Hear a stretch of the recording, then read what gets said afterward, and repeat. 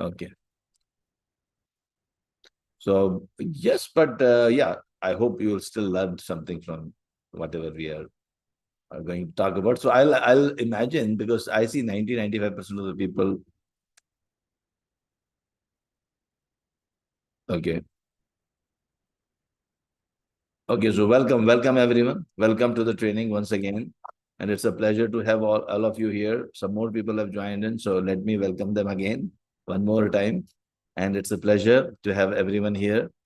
And as you know, from July onwards, the PMP's new pattern, exam pattern, is being launched. And but I see that there are very few people who are there, who are preparing earlier and now going to appear for the new exam. So uh, I'll not talk too much about the differences between what was old and uh, yeah. So once again, welcome everyone. Welcome to the training program. Some more people have joined. Okay, so we have not yet started. Don't worry. And we had just got introduced to each other. I had some questions. I asked some questions and you answered. Thanks for answering that. And great. So today I'll be giving you 3 tips to pass the new PMP examination. And those who are already, I see some of you are preparing for the exam already, but this program is for those who are totally new to PMP and PMI. So I'll not talk too much about the differences because it's a new program for 90% of you. So I will directly jump to what should you do if you want to become a PMP. And you should have a target date first. And after that, I'll talk a little bit about. I see lots of people are from construction and manufacturing. So I'll not talk too much about agile today. I will give you a brief overview of project management from predictive, keeping predictive in mind, a little bit of agile out, but the focus would be mostly on the predictive. I'll tell you what is the difference between predictive and uh, what do you mean by predictive and what do you mean by agile, etc. For those who are totally new, you might not understand. So I'll introduce you to those concepts also. Great. Okay. Fine. I think let us towards the end, I'll give you the 3 tips also. I a brief background about myself. I've got 36 years of experience today. I am a chemical engineer, was working in 12 hours per day in project management, earning very less money earlier. I was an amateur poet also, but then uh, hard work was not giving me much. So I became a PMP. I became a PMP, Lean Six Sigma certified professional, and I became an independent consultant after that, a trainer consultant. And for the last 25 years, I would say 28 years now, I've been conducting training programs, and I conducted my first program of PMP 25 years ago.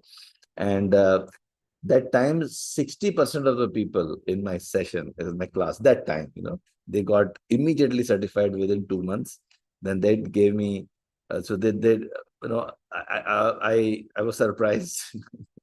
So people said, usually 60% is a very good number. So I kept continuing I continued the exam guidance. It was mostly classroom sessions. Um, yeah, apart from that, I'll let me talk about lots of things. Okay, I just got the different slides. No problems. Okay, so here, yeah, I've been doing this for quite some time. So yes, we have trained more than, as a company, we have trained more than 150,000 professionals in project management, even Lean Six Sigma, AI, and machine learning. I'm also data analyst trainer. I'm a Lean Six Sigma Green Belt, Master Black Belt, etc. And conducted training programs worldwide. Just to show you that I have done training programs worldwide. I have got some photographs for you. I also take pride in telling you that I conducted the first ever Lean Six Sigma Black Belt training program in 2007 in whole of Gulf. That was the first training program.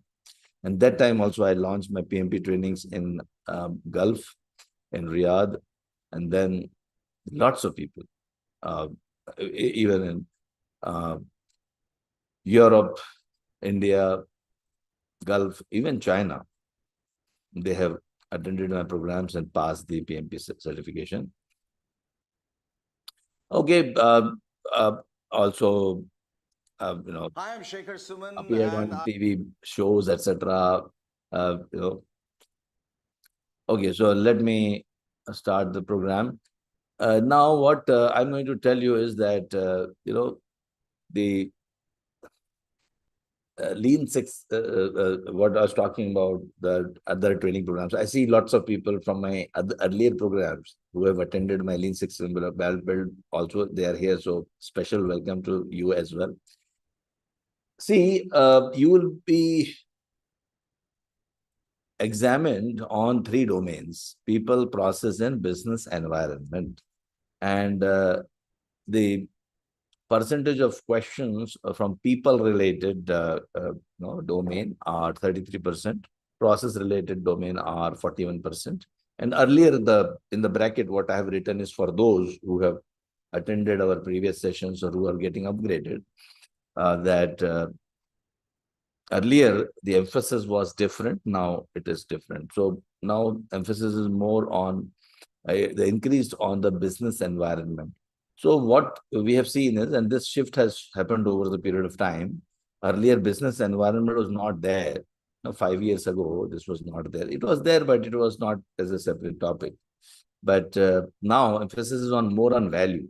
See, one of the good things which we have seen in the last 2 years, that half of the things which we used to train in PMP can be done by ChatGPT, Claude, whatever AI you are using. So PMP had to upgrade its own syllabus, because something which can be done by AI very easily, there's no point in teaching and spending time and teaching about it, and uh, testing you on uh, knowledge areas. Because see what happens. See, typically, when you are looking at any skill, uh, I'm not only talking about project management, uh, I'm talking about every skill. See, typically, the purpose is to attain the object. Earlier, if I go back 15 years ago, emphasis was too much on process orientation. You should have a stakeholder analysis. You should have a communication management plan. You should have a beautiful project charter covering lots of stuff. Risk register should be there, covering lots of. It should be exhaustive. It should have lots of elements into it. And that's still there. I'm not saying it's not there. It is still there, but emphasis is more on value rather than following the processes prescribed by the PMI. Okay. And that they have realized. And naturally, you must have seen, all of you are well qualified as engineers, or some of, I see two doctors are also there, some nurses are there.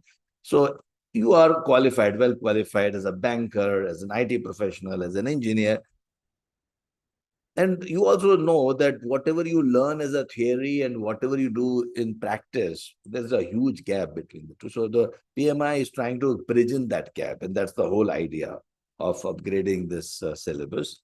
And so keep that in mind. And with that in mind, let us understand what do we mean by people, process, and business environment very, very briefly. Before I do that, it is only for those who are totally new to the topic. So because I see 90% of them, 90% of you totally don't know what is uh, like Sudha is telling that I'm totally fresh for PMP. Okay. And we are a PMI approved training provider. Yes, some people are asking about it. We are a PMI approved. I'm not displaying my badges, etc., because it will take time. You can check in PMI website. So very much we are, as an Anexas is a PMI approved training provider, and you have to get a training from a PMI approved training provider so that your PDUs will be accepted by PMI, and then only you qualify for writing the PMI exam. So that is one thing which earlier it was not there. Earlier, you could get training from anywhere, and still, they would have accepted it under special circumstances. But now it is mandatory that you have to get. In fact, when you attend our training programs, regular training programs, you have to even pass an exam in the class itself, and any number of attempts you can use. You have to score 80%. Then only you get the attendance certificate, and this attendance certificate is given by the PMI. The test is conducted by PMI. Earlier, it was not there. Some of the new things which have been introduced, I'm just telling you. So now, from July onwards, you attend the sessions, get 35 hours of PDU. You have to attend a 35 hours of learning session, a live learning session like this. You get 35 hours of PDU, and automatically they get updated because you have taken it from a registered PMI approved training provider. So you have once you attend the session and write a exam.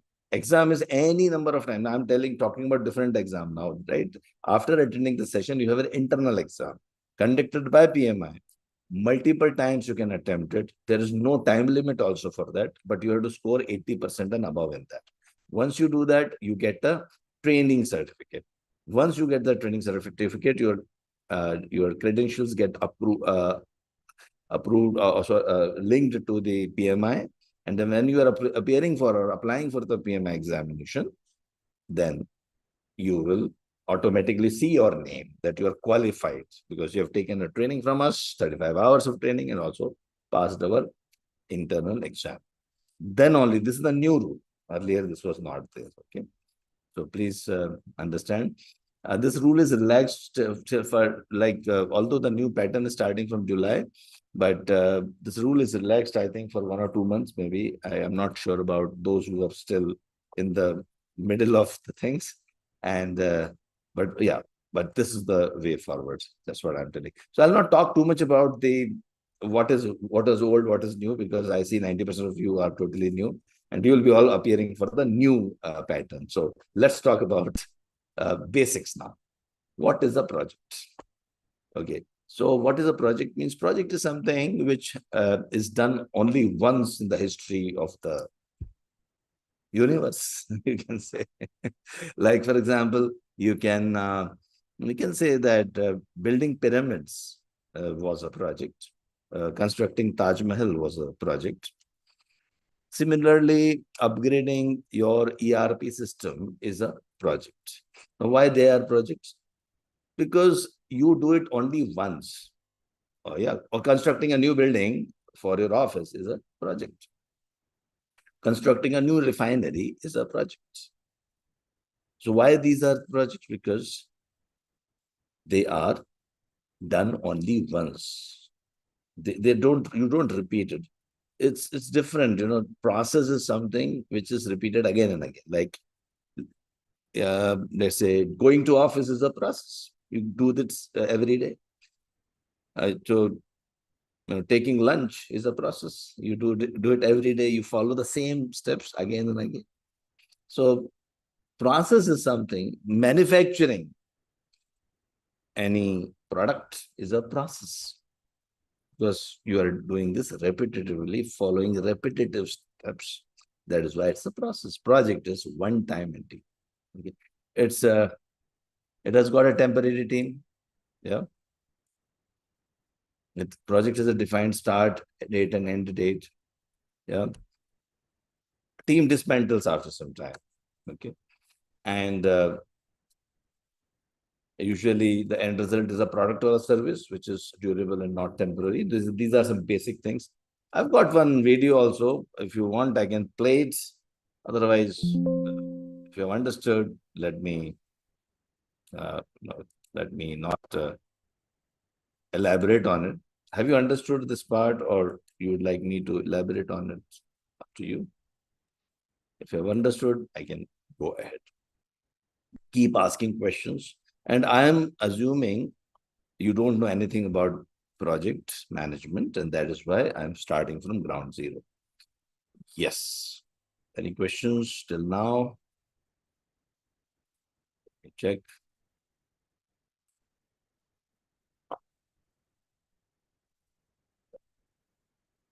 Okay, there are no questions. Great. Now, see, after some time, I'll go a little fast. I'll try to give you a bigger picture of, as a project manager, what you need to do. Think of any project, okay? If you think of any project,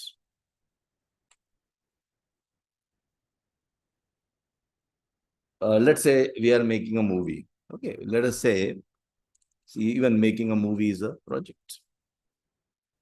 See, actors can come together, the writers and musicians and all, photographer, like the cameraman, etc. They can come together. They can still create a movie, yeah, without a director. You must have seen that sometimes in the college, some 3, 4 students get together, then they create a small video. They don't have any director. They just create it, right? So things can be still accomplished. Project can be still completed without any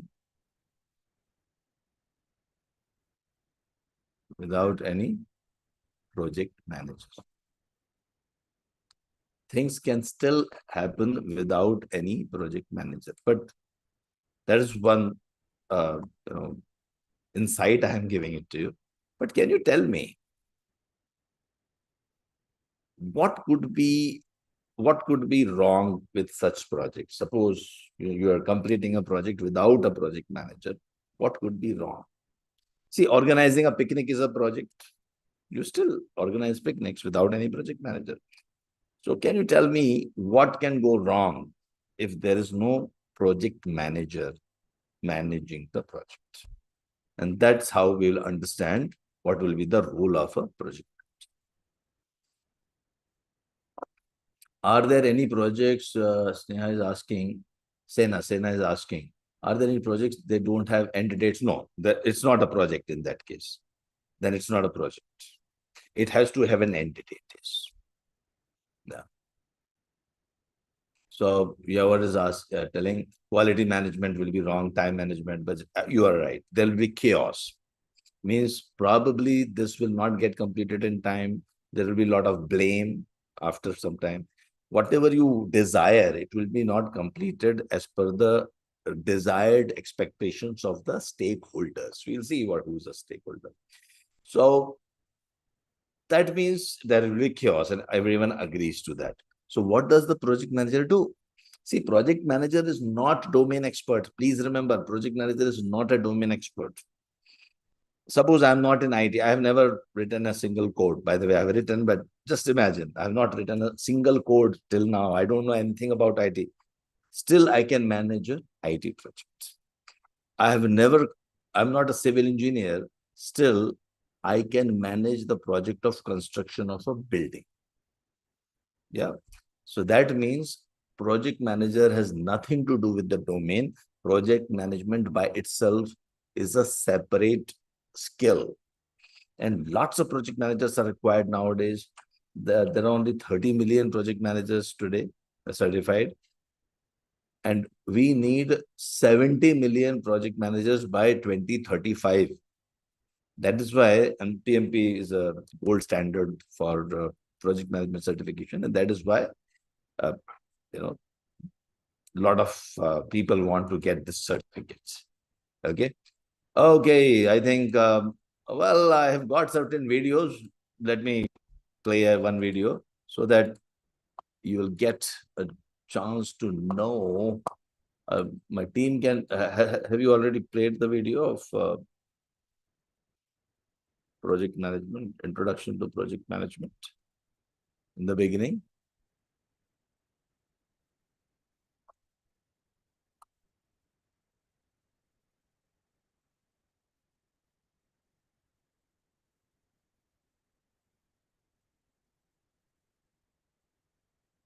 Okay, I'm playing.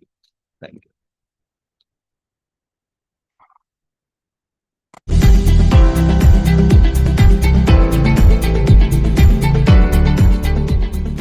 Let me talk about a very simple yet commonly asked question. What is a project?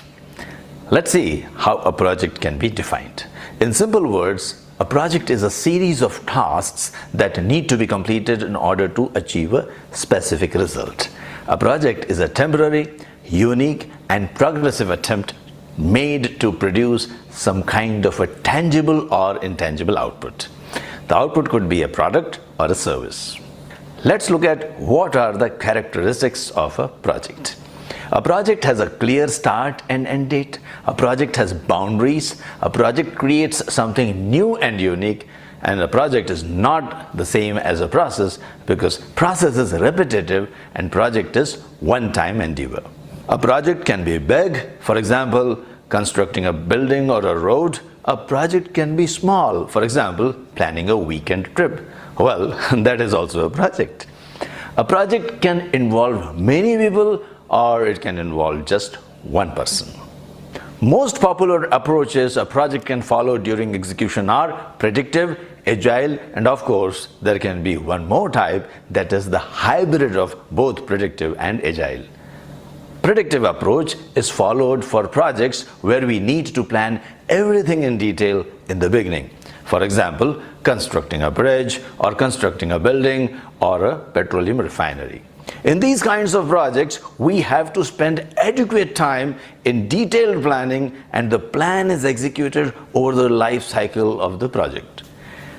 Changes are difficult to make. For example, we cannot change the direction of the bridge somewhere midway during the execution of that project. Agile approach is followed where you can't plan everything in detail and when you are executing a project where the requirements of the customer are not fixed at the initial stages and might change over the period of time. For example, if you are constructing a website, then all the requirements of the customer are not clear in the beginning. Though the value the customer is going to derive from the project is clear, the requirements will keep evolving over the period of time. Such projects need many iterations before we get the finished product. And then we have hybrid approach. It is used in projects where a mix of both predictive and agile approaches are applied. This was a brief explanation of what a project is and what are the most popular approaches followed during project execution. For more information on project management, subscribe to my channel and get videos every week. Happy learning! Happy learning. Thanks for taking.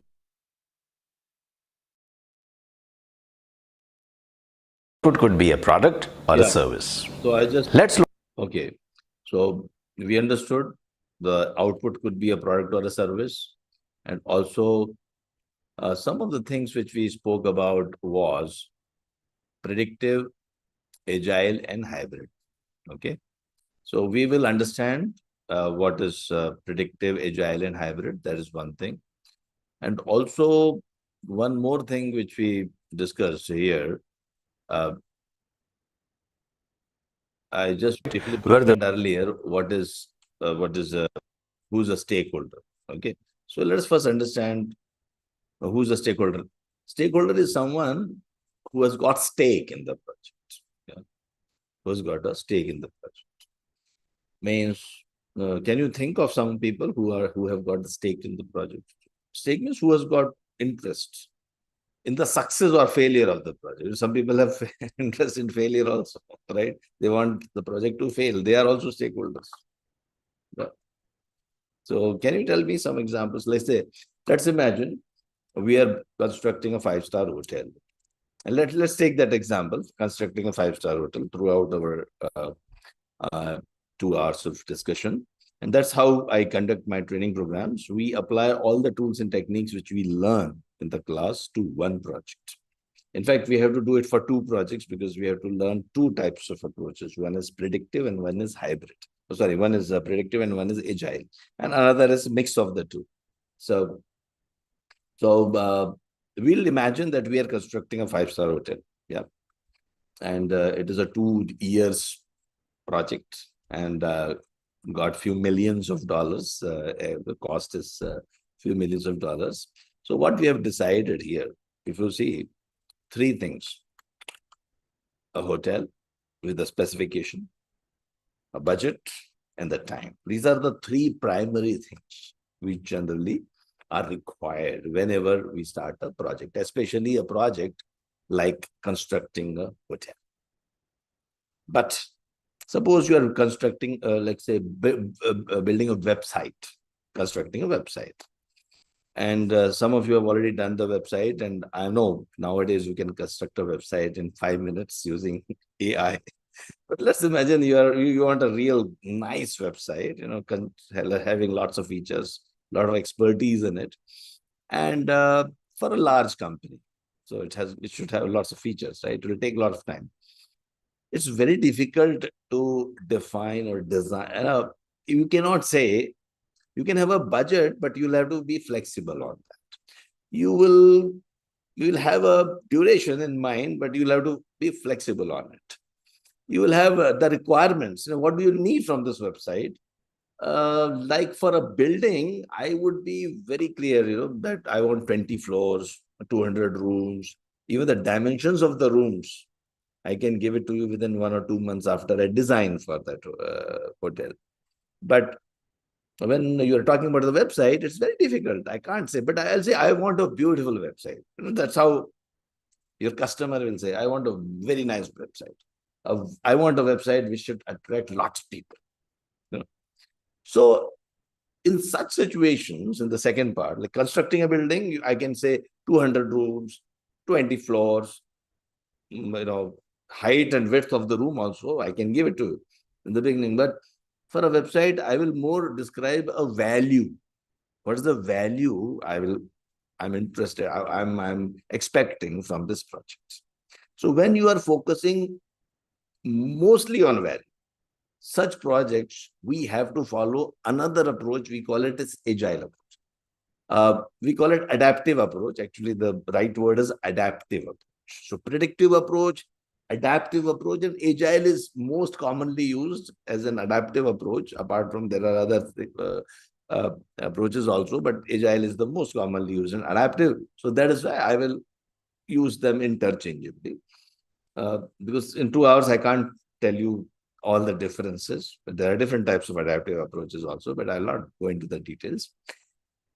So there are two approaches. One where you can plan very much in advance, and one where you can't plan so much in advance. Yeah. So just keep that in mind. Now, having understood this part, let us look at let's look at some of the basic things every project manager should know. Yeah. So we have understood that as a project manager, we are separate from the team, but we are not separate in the sense like we're not aloof. We are part of the team, but we are different from the team. Like, for example, you will be managing civil engineers also, you will be managing contractors also, you will be managing the workers also. Yeah. If you are constructing a hospital, then you'll be managing doctors also. You'll be managing the investors also. You will be managing the designers. Let's say you will be not managing, I would say you will be ensuring that they come together and produce the result, right? So you are managing the project. You are not managing the people. Okay. So you are managing the project, not the people. Please remember that. People are being managed by their own bosses. Okay. So yeah, you will be managing your project team. So let us understand all these things. This appears to be a little complex. Let us break it down.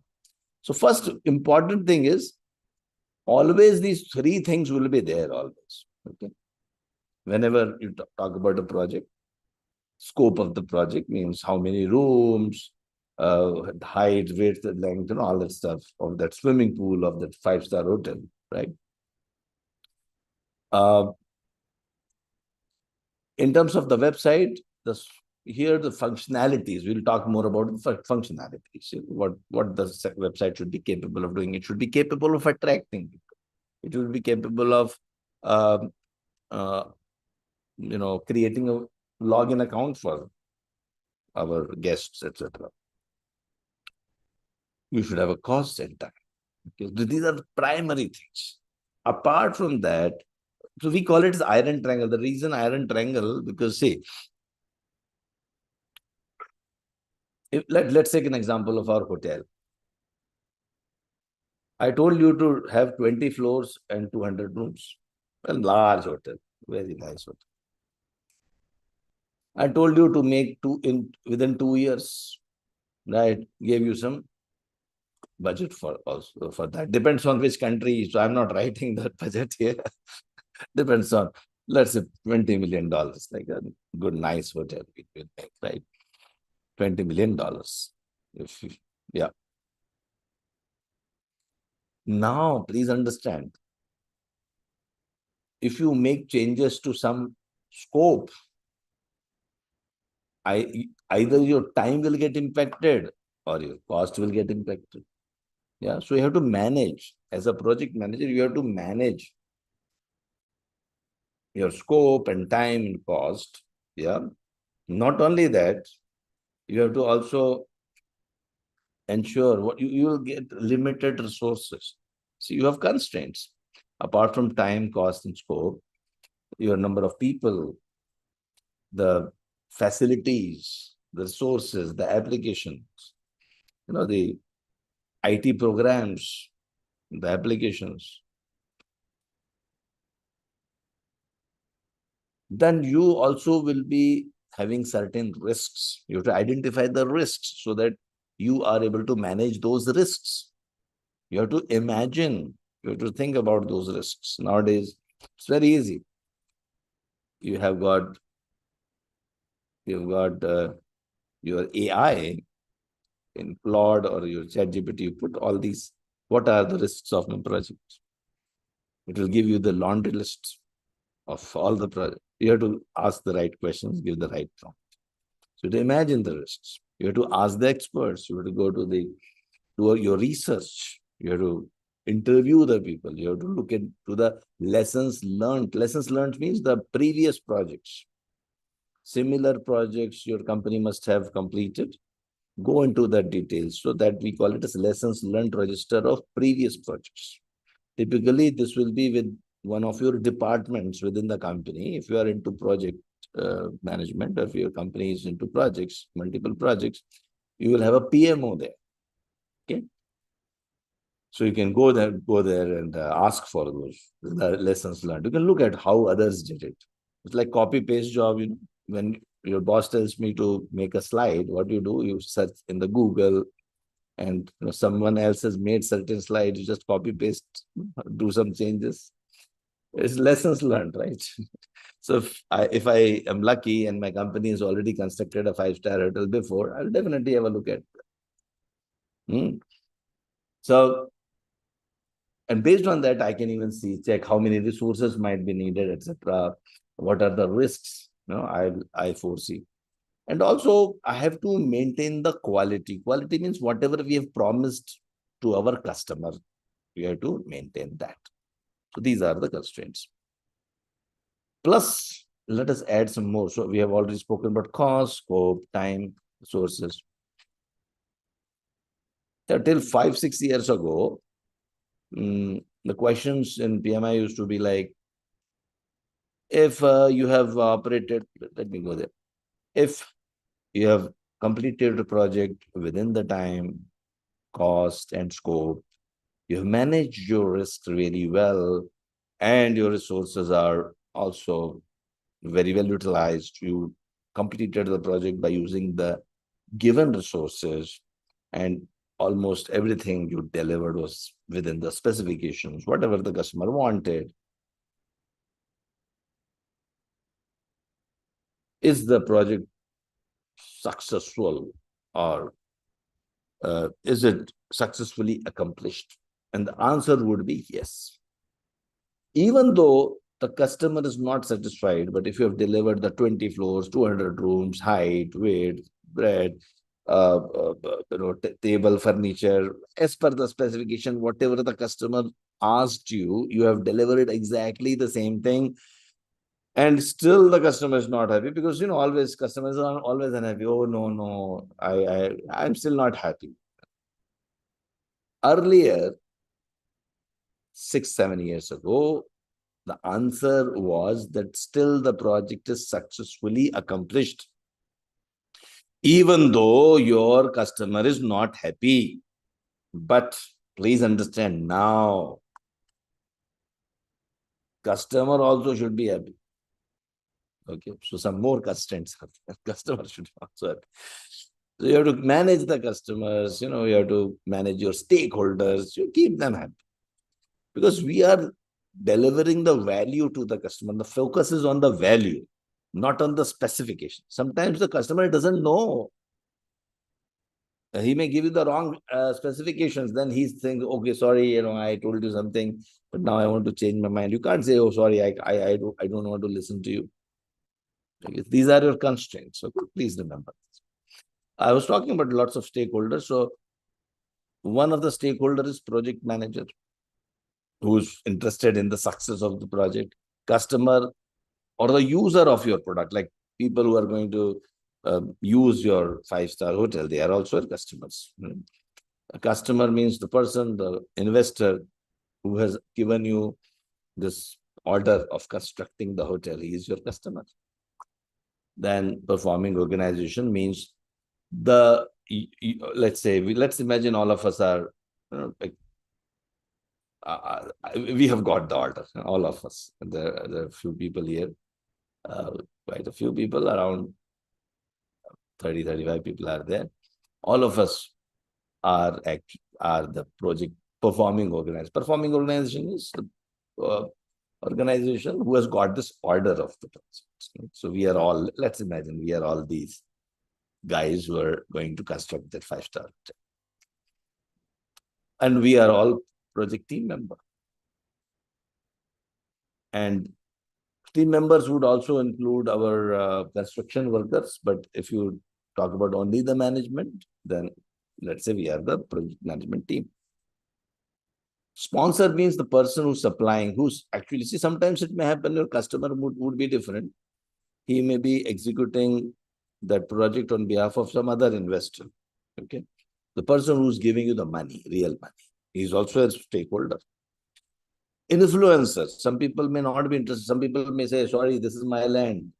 I don't want you to construct a 5-star hotel here. So they are like opposing. So they are also influencers. They are also stakeholders.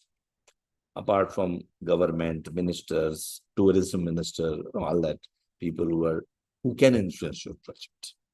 But PMO is it's not present in all organizations, but usually if your organization into lots of projects execution, then it will have a separate department, which will be like a sort of an administrative department, which will complete all the, which will collate all the records. It will create all the templates, it will manage the templates, ensure that everyone follows the templates, follows the process. These department is known as the PM. I hope you are understanding, right? Also, a typical project life cycle, as you would know, initially the influence of stakeholders is very high and cost of changes is low. But as you progress, your cost of changes increase and your influence of stakeholders, you can't make those changes towards the end of the project. And there's a life cycle. See, life cycle means what? If you remember in the video, there was a term called life cycle. Life cycle. Why life cycle? Because project has got a starting and an end, like a life. It is born and it is dead after some time. Yeah, like any living being. You are born and you're dead after some time. Yeah. So here, this is known as your project life cycle. So this term we'll always use when we are, and this will keep coming again and again. So just remember that part. So that's our, let me not go too much of details. Most of you are beginners. So what I will do is, I'll tell you the most important points which you should remember when you are given a project. So first thing is, see, you have to manage the team, you have to get your team together. And you have to write a team charter. Team charter means what? So there are two things you have to do: project charter and team charter. Okay. They are different. The two things: team charter and project charter. If you, okay, let me here write that down for you.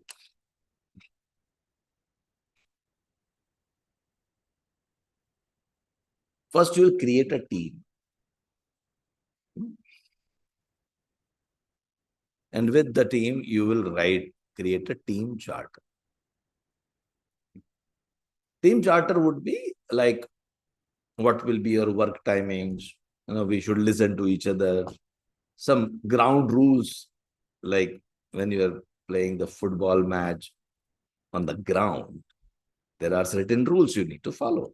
Similarly, you have to follow the ground rules. You frame some ground rules.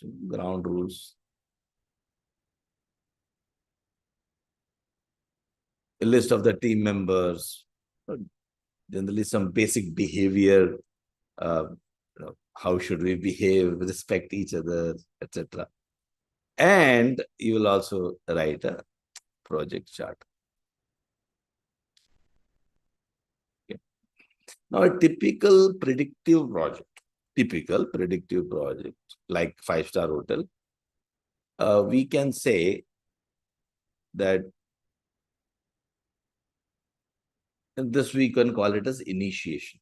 And you will have a kick-off meeting also, where teams will get introduced to each other. And team undergoes 5 stages. Whenever you are, see, please understand, during your 2 year of project, you will not be dealing, main team will be, of course, all of us will be there. But we'll also have a different teams. We'll deal with different teams. When the painting starts, there will be a painting team. When the construction of your foundation starts, there'll be a different team. When we are going to take government approvals, there will be a different team. So every time, during the whole duration, lots of teams will be formed and dismantled. But as a project manager, you should know, team undergoes 5 stages: forming, storming, norming, and performing. And one more thing is adjournment. There are certain good videos. If you want, like, can I use videos or it's okay? Lecturing mode is. See, during my normal programs, what I do, I use both videos as well as explanation. Plus, also I use AI. I also tell you how to study using AI. But today, being limited time, and you are getting introduced to some basic features, so there's no point in using AI. When you learn complicated tools and techniques, in that case, I have to tell you how to use AI, because in real life, all project managers use AI. Not only all project managers, everyone uses AI. So they have also introduced an AI module, very brief one, but they have introduced an AI, the importance of AI in project management. This time, from July onwards, they've introduced that also. Okay, so now coming back. So if I want to talk about team, your choice, and keep interacting, keep telling me, because I like that interaction part. Although I know 2 hours is a short duration, and that's, I like to give you as much as possible in terms of knowledge, rather than interacting with you too much. But in our normal session, we interact a lot, because we ensure that, you understand the concepts. And very, very important thing, after July, it is happening. Yeah. It is scenario-based questions. So unless you understand the concept, you can't answer correctly. So you can't memorize anything. Yeah. Memorization is something, because memorization is not required by anyone today. Earlier, you have to learn formulae. Still, formulae are there. We'll give you the formulae, list of formulae, etc. During our sessions, we give it to you. But the emphasis is not on remembering the formulae. Emphasis is on how you would apply the concepts. So unless you understand the concepts, you can't answer the questions. So one of the tip which I am telling you. Okay, let me start giving you the tip as well. Lots of tips I'll give you. The top 3 tips, etc., is more like a title of the program. I'll give you lots of tips. First tip is don't study too many books. Don't study too much of material. Don't go to 3-4 different programs. Stick to one program. Okay, follow that program. Follow that particular training. Because we have a habit of, I want to learn from here also, there also. What will happen? You are a normal human being. You are, I'm sure you are also working. That's what my assumption is. Your boss is also there. He's also a very important stakeholder. And he doesn't have too much of interest in you to become a PMP. Although he must have told you that you should become a PMP, but not at the cost of his own work. So you have limited time. You have to agree to that. You have a limited time. Because you have limited time, stick to one training provider. Follow whatever they are saying, because not everyone can do you everything 100%. Some 90, 95%, everyone. If they are an accredited training provider like us from PMI, we will tell you almost the same thing, whatever others are telling. So enroll with one. Just study the PMI material. The PMI material, when you come to my session, I just use PMI material. I don't use any other material. Plus, I tell about my experience, etc. From some examples I will give just to make you understand. I'll not try to impress you because I have a 35 years experience. I've got lots of stories to tell. I don't waste my time telling you the stories. The focus is on learning the concept. So if a story is needed, an example is needed, I will give it to you. But they will be very simple examples. Okay. Like the 5-star hotel, right? The idea is to pass the exam. So one tip is stick to the syllabus, stick to the training material. And whenever you are asking, see, because they will give you scenarios. They won't tell you which type of project they are talking about. They will not tell you a construction project, they will not. They will talk about general terms. A project. You have to imagine. So when first you have to identify this, because see what will happen, around 30% of the questions will be related to the predictive part, predictive approach. 30% of the questions will be, specifically targeting the adaptive approach, and 30% of the questions are linked to both approaches. They're generic, like forming a team. The team is like for everyone, every approach, right? Either you're constructing a website or you're constructing a hotel, the team will be there.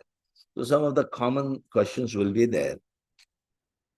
So when you are answering the question, another tip I'm giving, think of these 2 projects. First, you identify which type of project this question is referring to. Is this predictive or adaptive or a mix of the two? Mix of the two means a predictive, adaptive, mix of the two is hybrid. And once you understand, then think of that particular example which we take in our class. Say, for example, today I'm taking 5-star hotel. It depends on the people who are attending my sessions. If most of them are from construction industry, I take a construction project. If people are from IT, I take an IT project. In fact, I have to take both examples because both approaches need to be studied if you want to become a PM. So, yes. So I was telling you that let me show you some. Okay, so you did not respond. None of you responded. You want videos or without videos? Let me go without videos. Okay, but I've got very beautiful videos, highly structured, explaining all the things. So let us say I briefly spoke about team.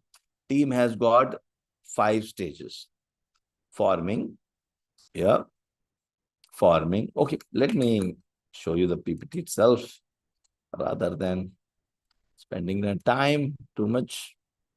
Okay. Although it is a little bit later on, yeah, you build a team. Forming means you form the team. A, B, C, D, you are in one team.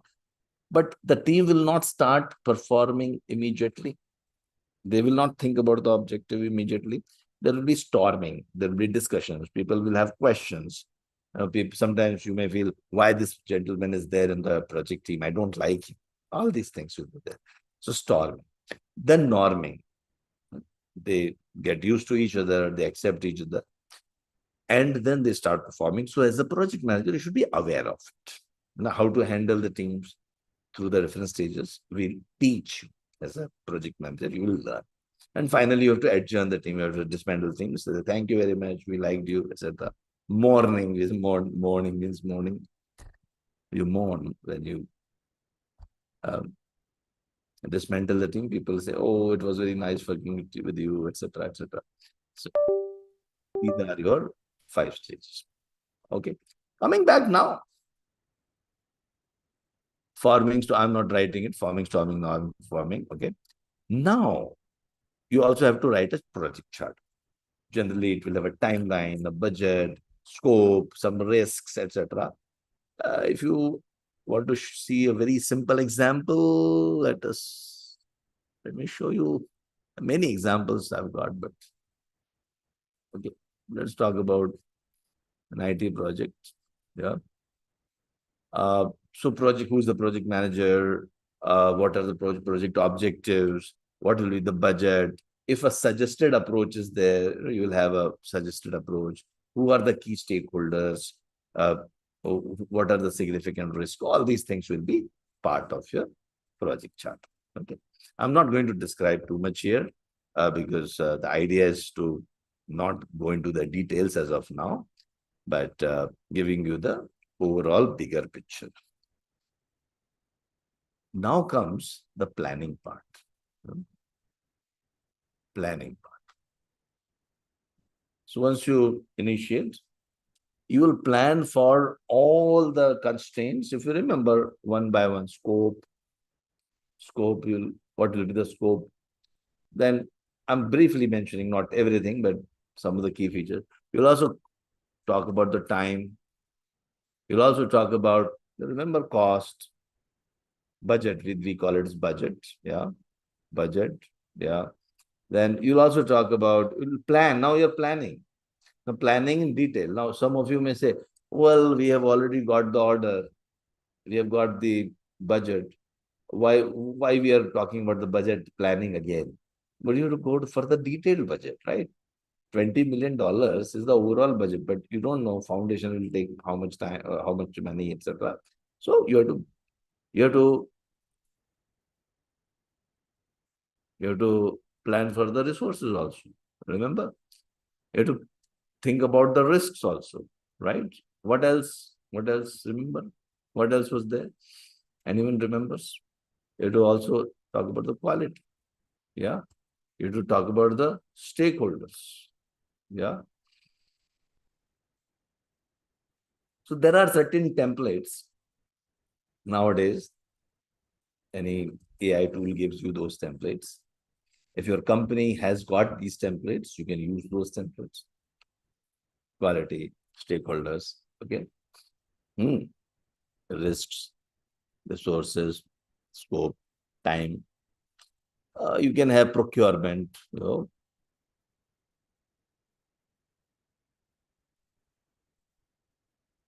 Okay, so Sena has got a very good question. What is the difference between the project charter and the planning stage? Very, very good. So project charter, well, thanks for that question. And I want the questions to be asked so that I know. Because see, if I assume you are an expert, then what I'm teaching is very, very elementary in nature. Okay. So I can, see, project charter could be a 1 or 2 page document, a 3-page document.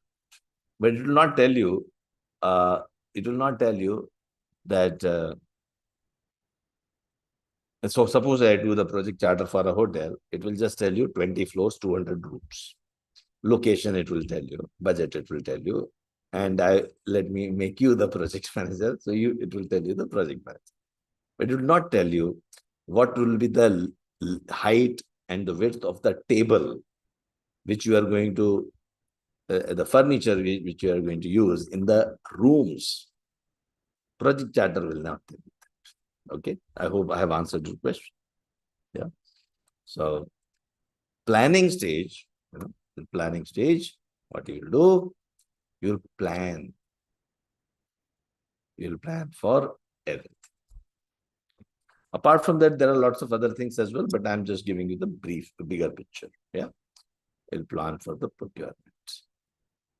Okay. Procurement also. Procurement is a very important topic.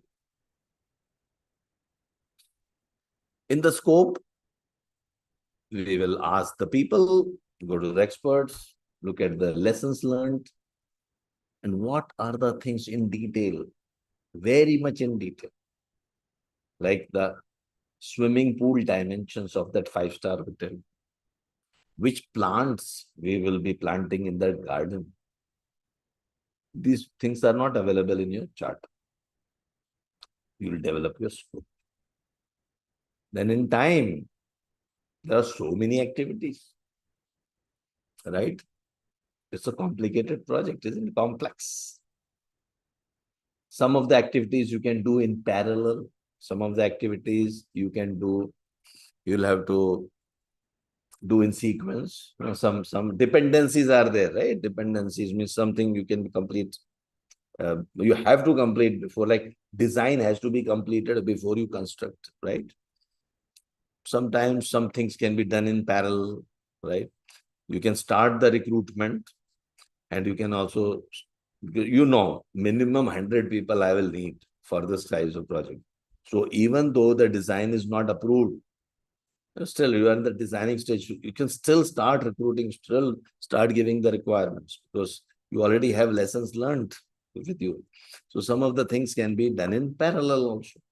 So you have to create a diagram. We'll briefly describe about that as well. Then you have to create a detailed budget for every. So you have to break down, you have to break down your hotel project into some structure. So we call it as work breakdown structure. Work breakdown structure. So we break down our large, like total work, into smaller pieces of work. So that is known as WBS, work breakdown structure. Look something like this. Okay. I'll not see. I'm not going. We are not here to, go into the details. But a typical WBS looks like this. And what happens? You keep on breaking down till the lowest level. So if I just tell you about this is the total project.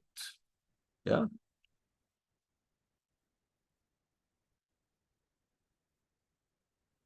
So you can say design. Here I can just design foundation. Yeah. Erecting the structure. Yeah. And there could be many.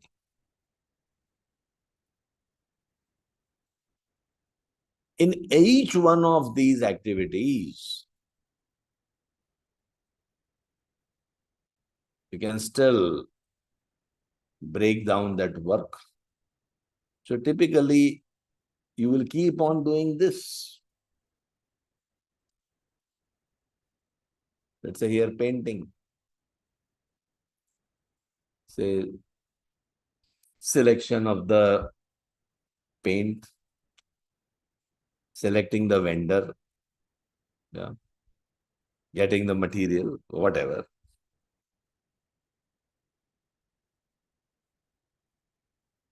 And finally, you have to keep on doing this till the time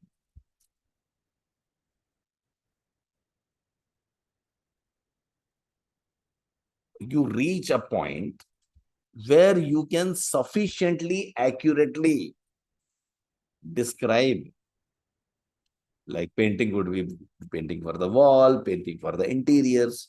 So let's say we are talking about painting for the external walls, or let's say interiors. Interiors could be the lobby, it could be the say rooms, interior could be the other areas, surrounding areas. I can tell how much money this activity will take fairly accurately. It will take $10,000. It will, I can fairly accurately tell, well, it should take, say, 40 days. Okay. And I can fairly accurately tell that it needs 16 resources, 16 people, human resources, right? So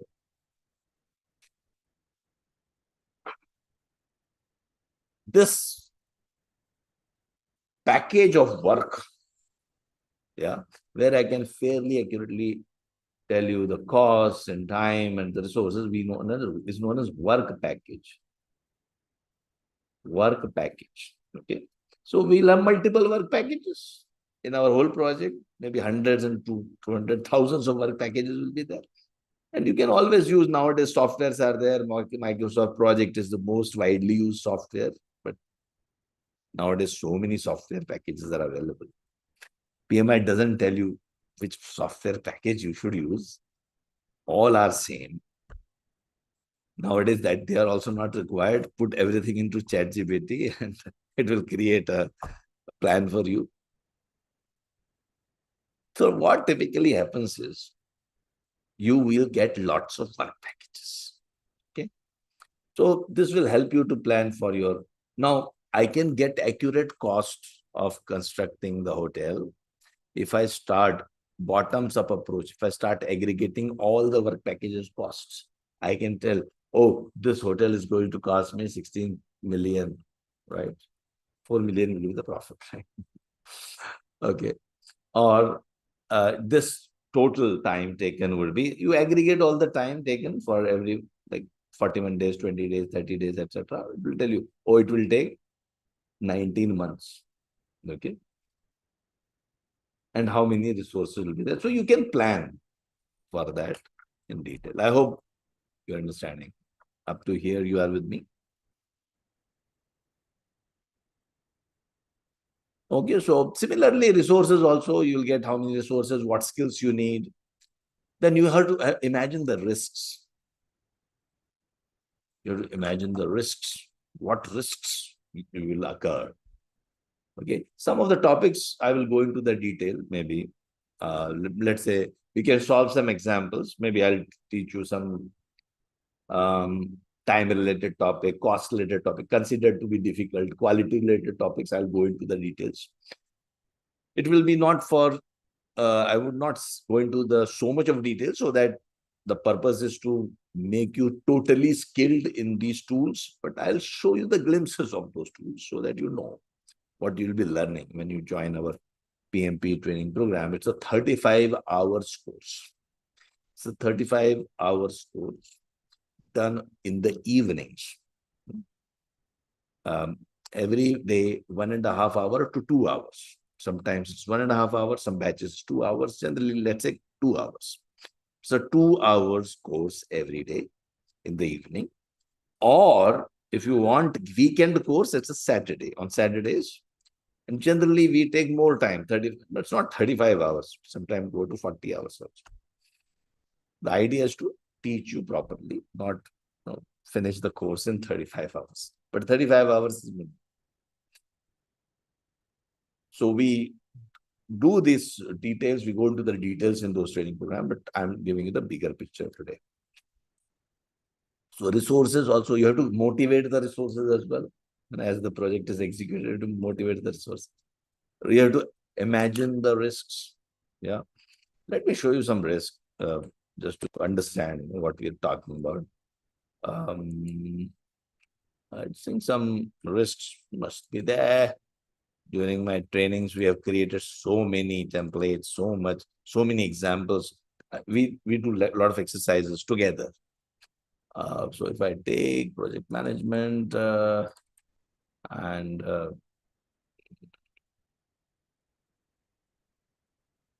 okay.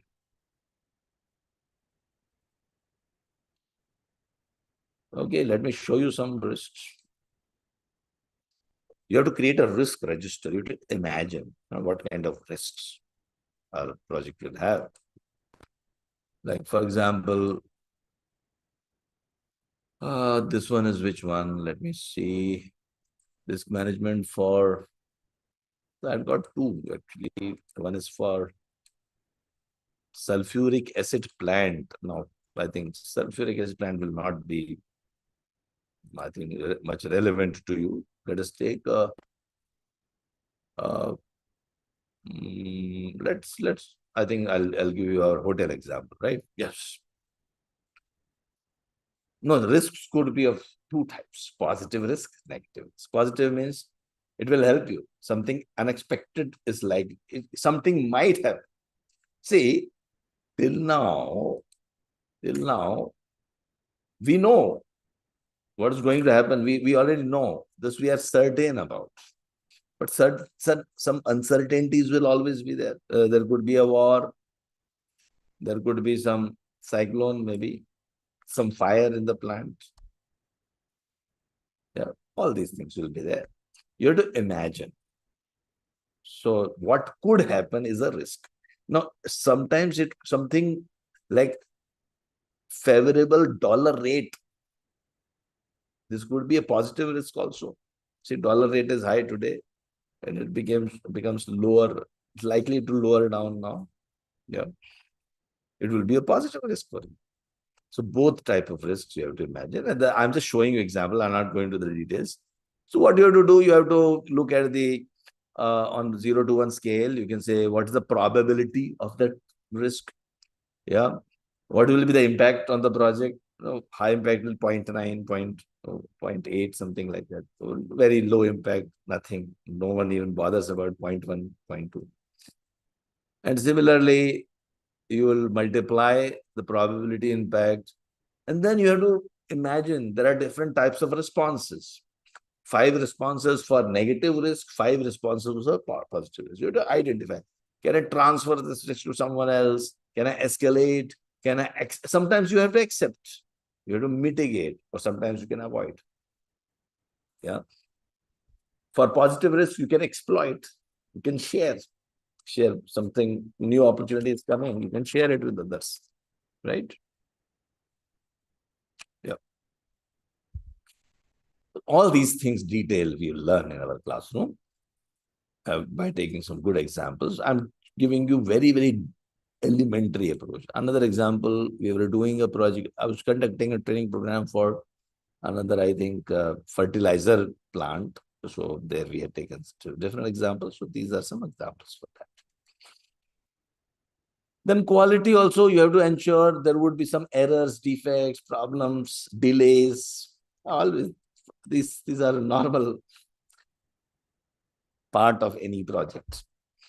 So how to deal with that? So you learn some quality tools and techniques like Pareto analysis, cause and effect diagram, etc. So you have to plan how will you manage the quality, how you will audit it, etc.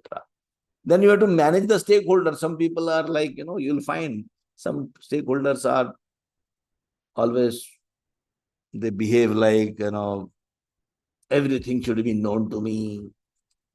Everything should go through me. There will be people like that. Some people are like, okay, hands off. You please do it. Just let me know every week. You have to have a balanced approach. You have to understand your stakeholder, who is important, who is not important. You have to do a stakeholder analysis. Stakeholder analysis, we make it together. When we are doing the project, we make it together. Who is very important for us, who is not so important, who speaks too much, who is very silent, and all these things. And then procurements also, different types of contracts we see, etc. Plus, other parts are also there. I'm not going to those details. I'm just giving you the bigger picture. Then after that, you execute your plan, isn't it? You keep motivated your team, you monitor. Also, you monitor and control. So keeping this in mind, you will execute. You will see whether you are on time, not on time. So you'll use certain tools and techniques. So we will learn. I'll give you some examples in a short while. When we maybe I'll go into a little bit of detail of time management and cost, and put, if time permits, maybe quality also. Okay. And you'll learn some tools also. So you'll learn some tools. There are lots of tools and techniques available to take care of this. Then monitor and control, how to monitor. So these things happen simultaneously. Execution and monitoring control happen simultaneously. And finally, you have to close the project also. You have to ensure that you tell the customer about the deliverables, take a sign off from the customer saying this, yes, I agree that you have done a great job. And of course, you would have done a great job. We are pretty sure about it. Something may not be acceptable here and there, but overall, customer will be happy to pay you the money. Okay, so Ajmal is asking, I missed the starting part. It's possible. Yes, this recording will be there. You will get the recording. Don't worry. And you are asking, is it live or webinar? Now you know it's live. It's live and webinar too, both.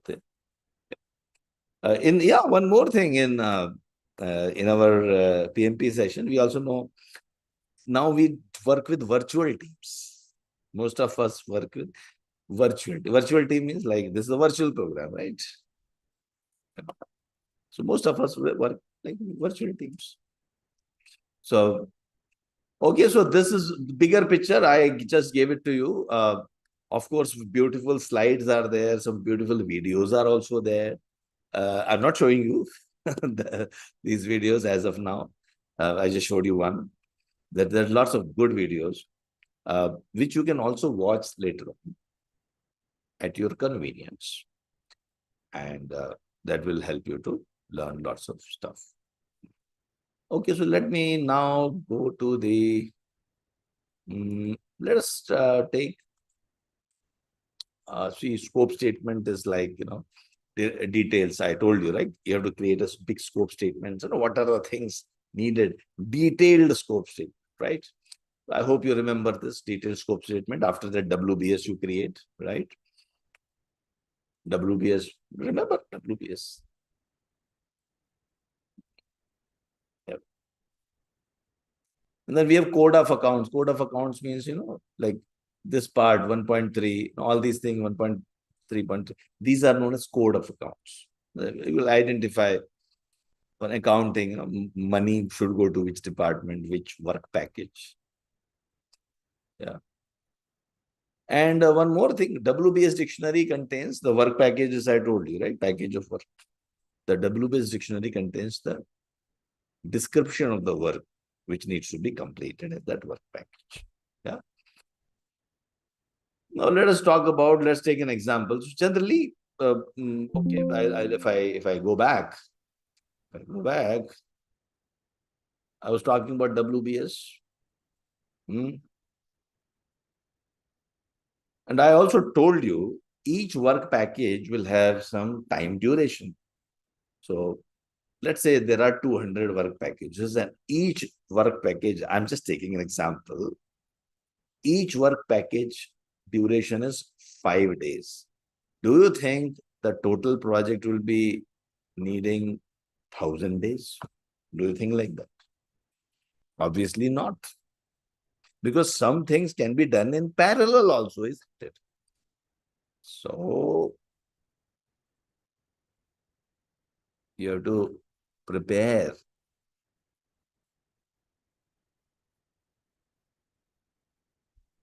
precedence diagramming methods. Which activity is going to take, which activities I can do. Like, for example, A, B, C. B can start only if A is completed. But D can start even though it has nothing to do with A, right? Similarly, F can start. It has nothing to do with A and D. I hope you understood the concept, right? You also have to create milestone charts. Milestones means by this time,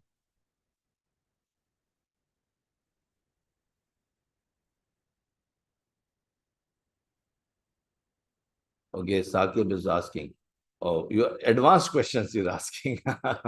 As a site engineer, if concrete casting gets delayed on my site, which process should we use?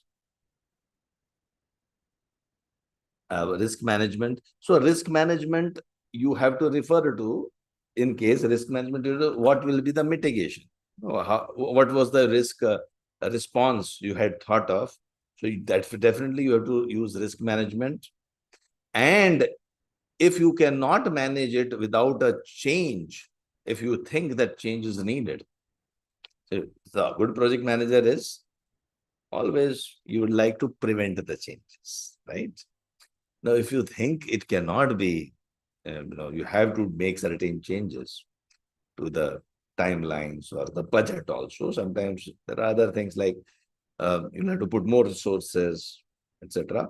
Or sometimes you have to do 2, 3 things in parallel. We call it as crashing. Let me not use too much of jargons here. Most of you are totally new. So if change request will only come into picture if you are not able to manage the risk taking that particular. So I'm just answering Mr. Saki, but I'll avoid. Sorry, let me come back. So, Sakib, I'll answer this question separately towards the end, right? Okay. But briefly, I answered. So you create a Gantt chart also. Gantt chart, this is your tasks, etc. These are all, you'll know how to, we'll tell you how to create these Gantt charts. Say, for example, here you initiate, these 2 activities can be done in parallel. This is like, you can't start this activity unless you finish this activity. You create a nice chart. So let us solve a problem. I think that will help us. Some of you would like to get a flavor of that. So suppose, you are, I'm just taking a simple example. I've simplified the things. Yeah. There are how many activities? A, B, C, D, and E. Okay. Okay, if you're okay, I think let me play a video that will help us.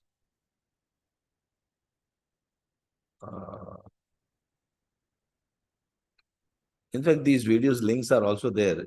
You can also subscribe to my our channel, means our company channel, Anexas channel.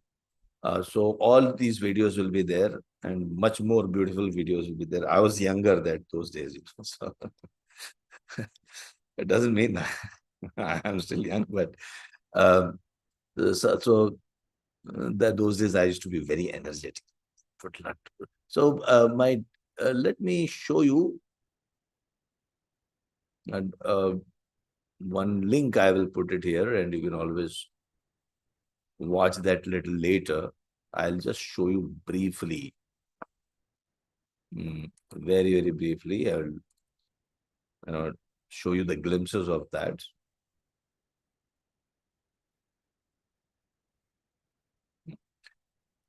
I'm just searching for that. If I go to YouTube and put Anexas and introduction to PMP.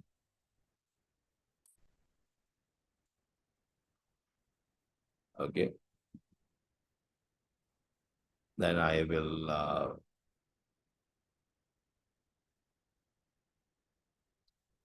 one I see which is going on.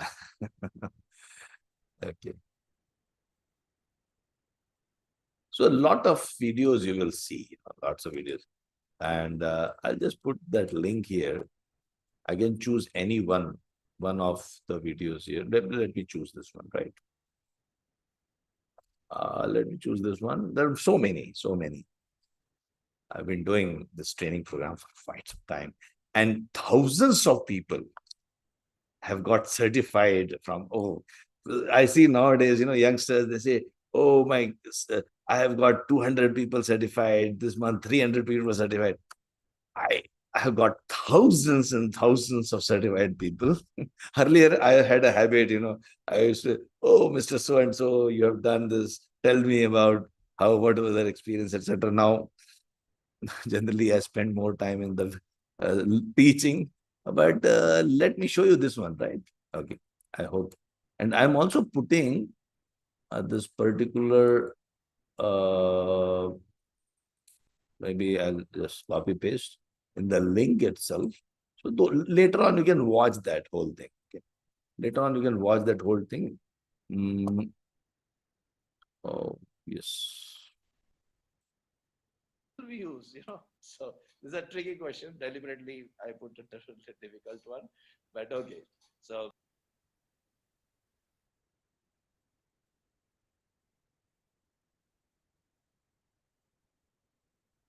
but other questions are very simple. Okay. Coming to the next one. Don't forget the team. Project manager always works with Okay, the I think, and how can I team and share this? coming back. Yeah, great.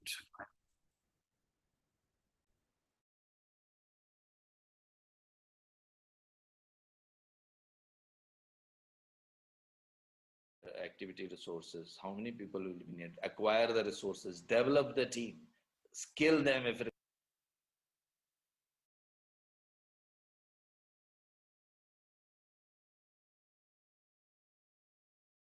meant money. Yeah, sure, they will and I, they don't tolerate inefficiencies. Yes. Raj, beware, you are the project manager. Okay. So here,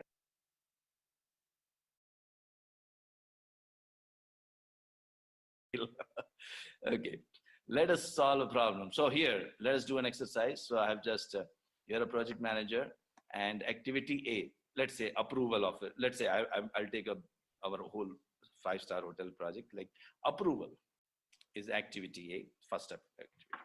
And it can start immediately, approval from the government authorities. Then comes design. Design can happen after the approval, because once we have got the approval, then only we'll start designing. We don't have to waste our time and money. What happened? It may happen that the hotel project doesn't get approved by the government. So we'll start design only after finishing approval. Construction can happen simultaneously. No, after the design. Sorry, yes. So after design comes construction. So construction can start after design is completed. Okay, and then recruitment. Because we have to commission the whole hotel project. I have to commission it as a running, like, ready to operate hotel. Mr. Imran should be happy. Shuvadeep should be happy. He wants a ready to run. Ready to mint money. Yeah, Shuvadeep, Bill and I, they don't tolerate inefficiencies. Yes. Raj, beware, you are the project manager. Okay. So here, so recruitment can start simultaneously while you're designing and so these are the activities. So let me take you through our, let's see. Let us go to the whiteboard. Okay. So although this is again a tip when you are constructing a diagram, usually write start and finish. Yeah. The first activity was, I think, approval. Approval, I'll just write as activity A. It is taking, I think, three months. The next activity was, and simultaneously we can do two things. We can start recruiting the people also, plus we can also, I think it was design. Yes, so design is activity B. And activity C was recruitment. And after designing, we can construct. So that is activity D. And after this, we can, here is the commissioning. That is E. Commissioning means staff is recruited and we started functioning. And finish, we'll hand it over to Mr. Imran and Shuvadeep in a nice ceremony held in the same five-star hotel. And then you'll relate to the story. 2 years back, this hotel was a playground, and then it was a dream, and then all stories, emotional stories. Lessons learned, that will become, while you're completing the project, you'll put your lessons learned with the PMO. Okay, so you're finishing, and then I forgot the duration, so let me see that. So A is 3 months, and B is 3, 6, and D is 8. So 3, 6, and 8, and 4. Okay, so let us put that. Okay, so this is 3, 6, and 8, and 4. So some of you are already expert, I could see, but those who are not, I will tell them there are 2 paths, S, A, B, D, and E, and finish, right? So which is taking how much time? 6 plus 14, 18 months. And the other path is how much? Start and A and C and E and finish. So it is taking how much time? 9 plus 4, 13, okay. 13 months. So obviously the critical path is, and whenever we get a critical path, normally you can highlight that this is the critical path.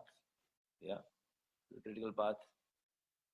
Then for each of those activities, we will create early start and early finish time. So every box, this is the box.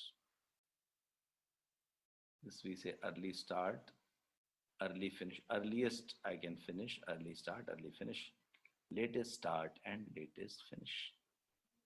Okay, so early start, I can start this activity A at 0 month, like right in the beginning, and it will finish by 3. Here early start, I can start because 3, so I can start at 3. It takes 3 months, so 3 plus 3, 6 months I can finish, early finish. And earliest I can start this at 6, right? 6. And earliest I can finish by 6 plus 8 is how much it is? 14, okay.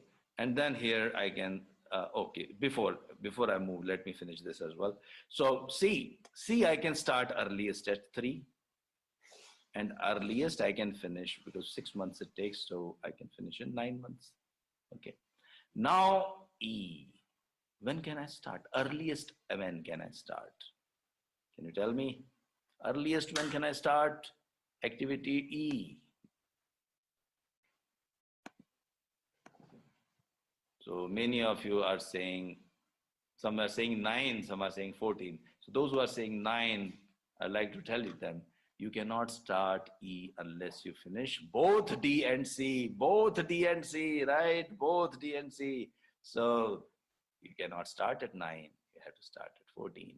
And earliest finish can be 18. Okay, we call it as forward pass. So when I'm looking at this, and when I'm looking at early start, early finish filling, I say forward pass. Forward pass means I move from left to right, from here to here, right? Now let us do backward pass. Backward pass, I will fill these things. Late start, late finish. Okay. So late finish, so you start from E then. 18 here, and this can be 14. Okay, very good. Now, late finish for activity D is 14 only. Late finish for activity C. Tell me, late finish for activity C, how much? Late finish for activity C. Let's see, right answer will get you $1,000.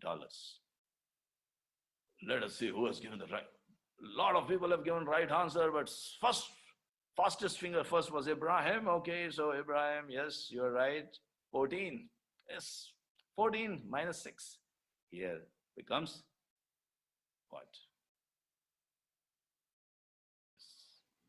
8. Okay. Very good. And let us look at now activity 3. Sorry, activity A. Latest you can finish by when? Oh, before that, let me finish D also. So D becomes here 6. Okay, this also 6, and this also 3.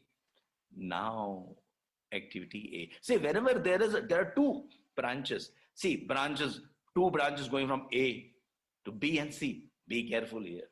Similarly, we were very careful here also at E.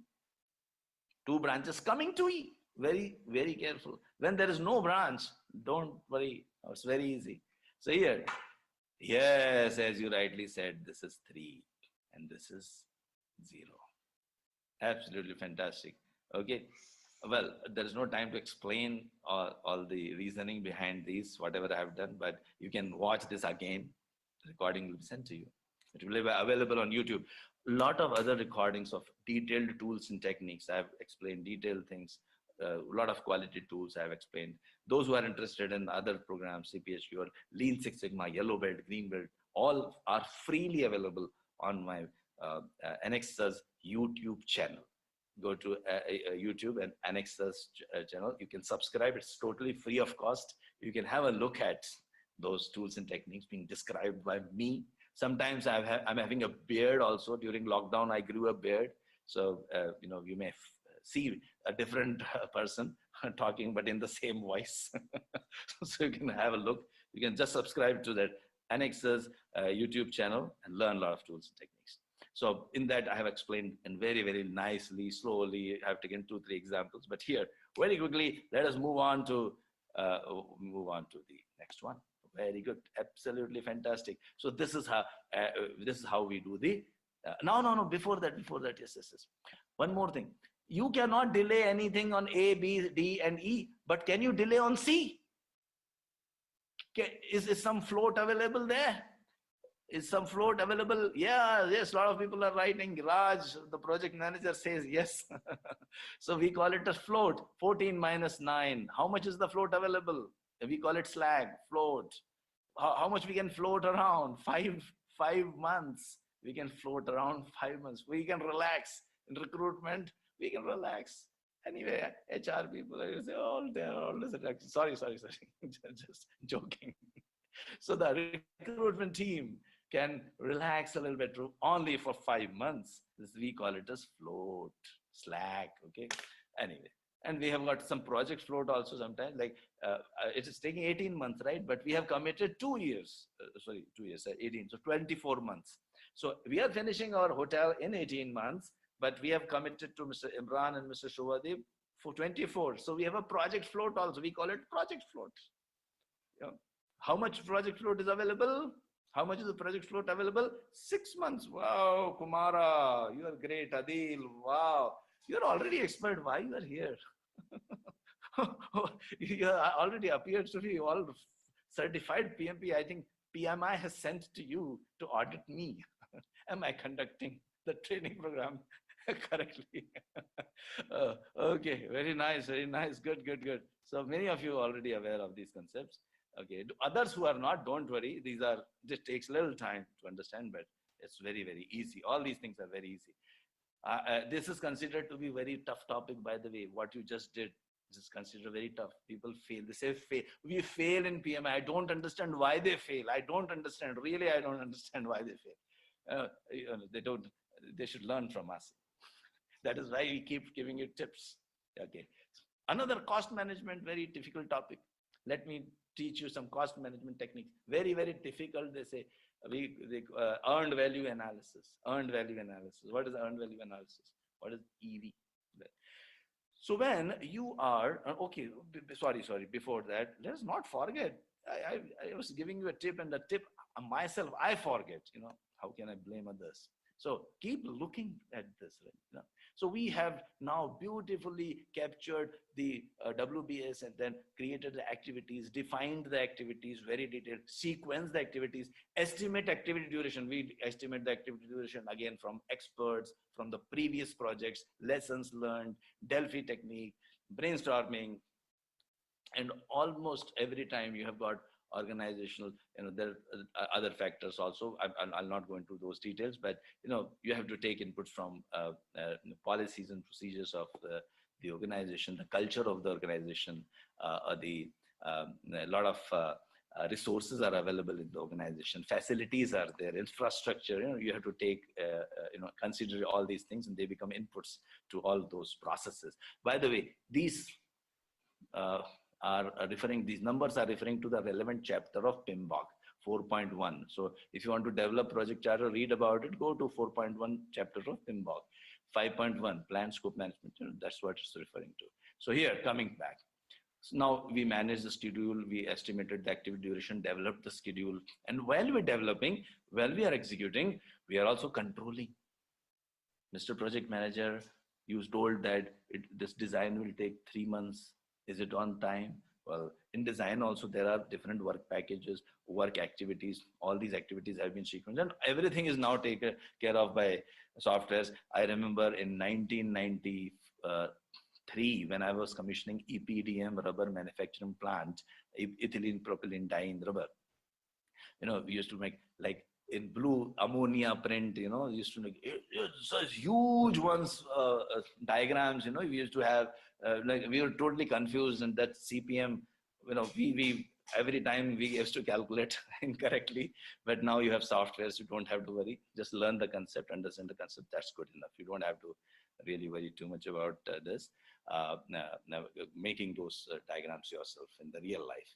So coming back, activity durations, developing schedule, develop the schedule, and you are monitoring and controlling. This keeps on happening. And this is the knowledge area, we call it schedule management.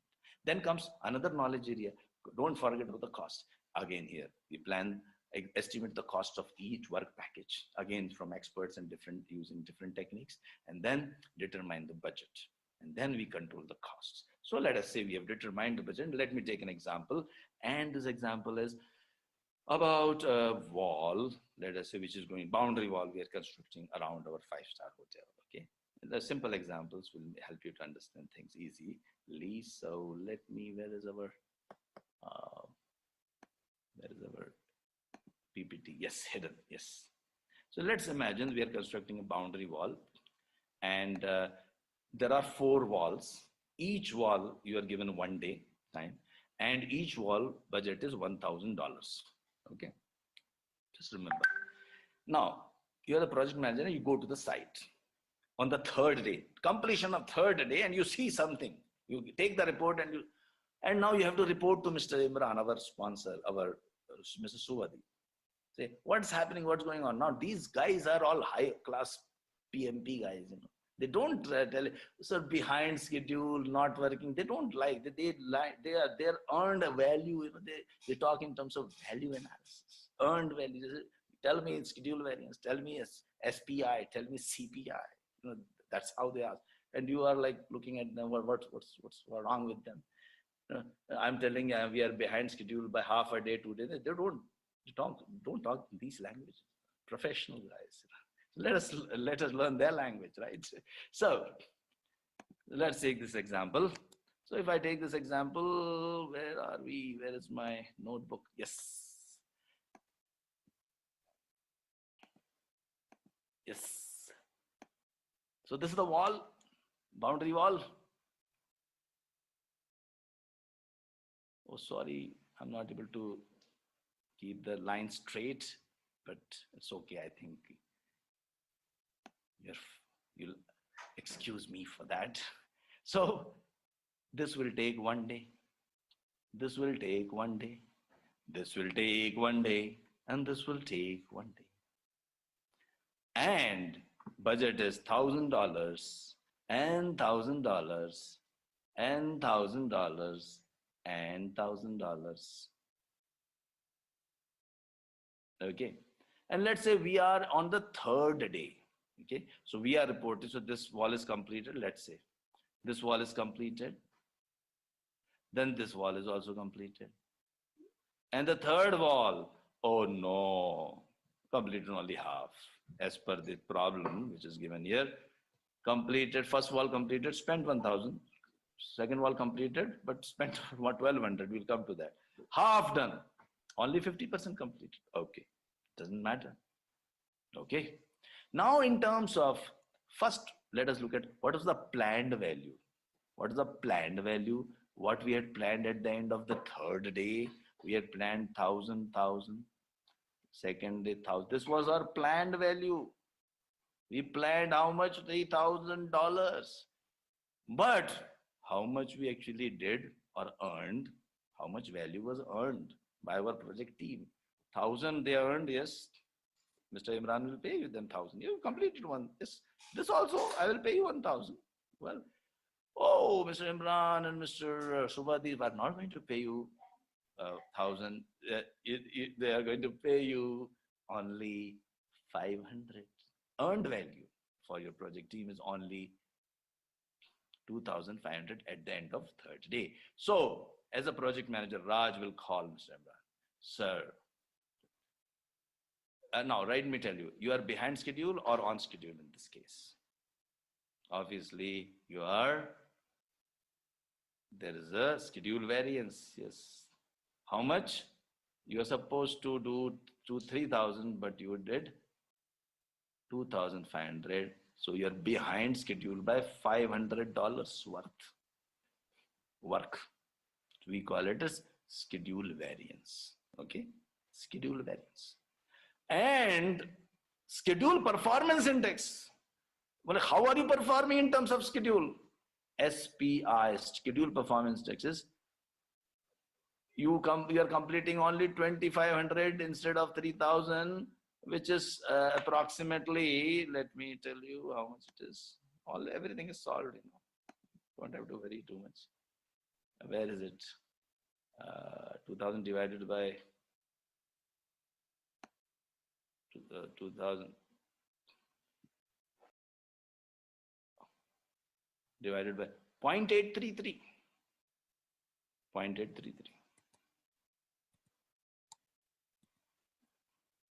0.833. Okay. We are looking at 0.833. You are not at 100% schedule, only 83%. That is what Mr. Raj will report. My performance in terms of time is 83%. Okay. And if you continue to operate in this way, will you complete in 4 days? No. No way. Divide that by 0.833 and you will get, it will be more than 4, whatever it is, the number I'm not going to calculate, but that will be your estimated duration now, because you are at 83% performance in terms of schedule. So sorry to say that. You're never in time. Project managers, you're never in time. Okay, it doesn't matter. It happens. Everyone, no one is on time. Don't worry. Now coming to the cost. How well are you managing the cost? So we'll actual cost $1,000. Well, second day you spent $1,200. Oh no, not good. Third day you should have spent 500 only, because 500 worth was completed, but you spent 600 as per the how much? $600. Yes, and 50% completed. 600, half done. Yes. Then you are at, how much is the actual cost? 2,800. You accomplished only 2,500 worth of work and you spent 2,800. Definitely your cost, you are not really doing good job, my dear friend. Mr. Raj really need to improve. Okay. Okay. So here, how much? It is 2,500 minus 2,800. How much is minus 300? Over budget. And cost performance index in terms of efficiency. How much is your index? 2,500 divided by 2,800. Oh, whatever it is, okay, 0.893. 0.893. 89% you're operating. Well, Mr. Raj, you need to improve. If you continue to operate like that, you will not finish the job in $4,000, my friend. You will finish the job in 4,000 divided by 0.89. 4,479 additional estimate to complete, additional. Variance at completion will be $479. in addition. So this is how you do the earned value analysis. Okay. By the way, this is considered.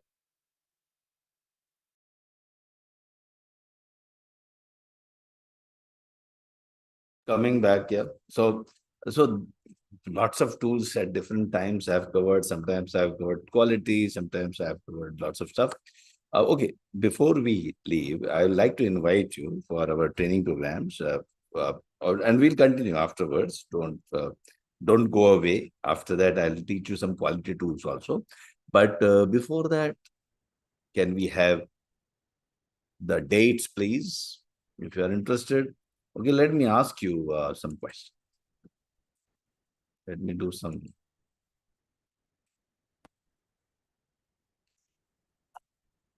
Okay, let me ask you some questions. Okay, fine. This we already covered. Yes. Okay. This is the beginning, right? Yeah. Okay, great. Okay. Oh, first of all, okay. There's no other. Okay. So can you please answer this question?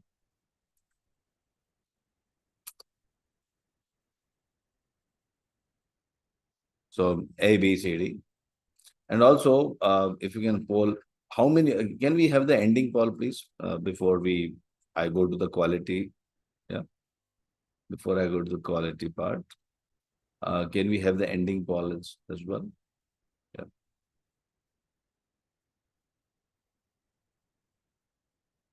Now, first of all, if you are interested, I will be happy to give you all the details as well, in case if you're interested in our further programs.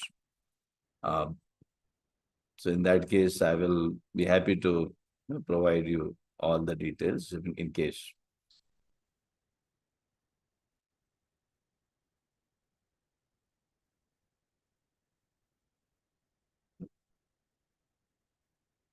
Thank you, Shiva, Yavar, Sena, Leiba, and Sakib.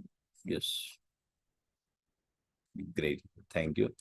So, if you can, uh, my team can share the link.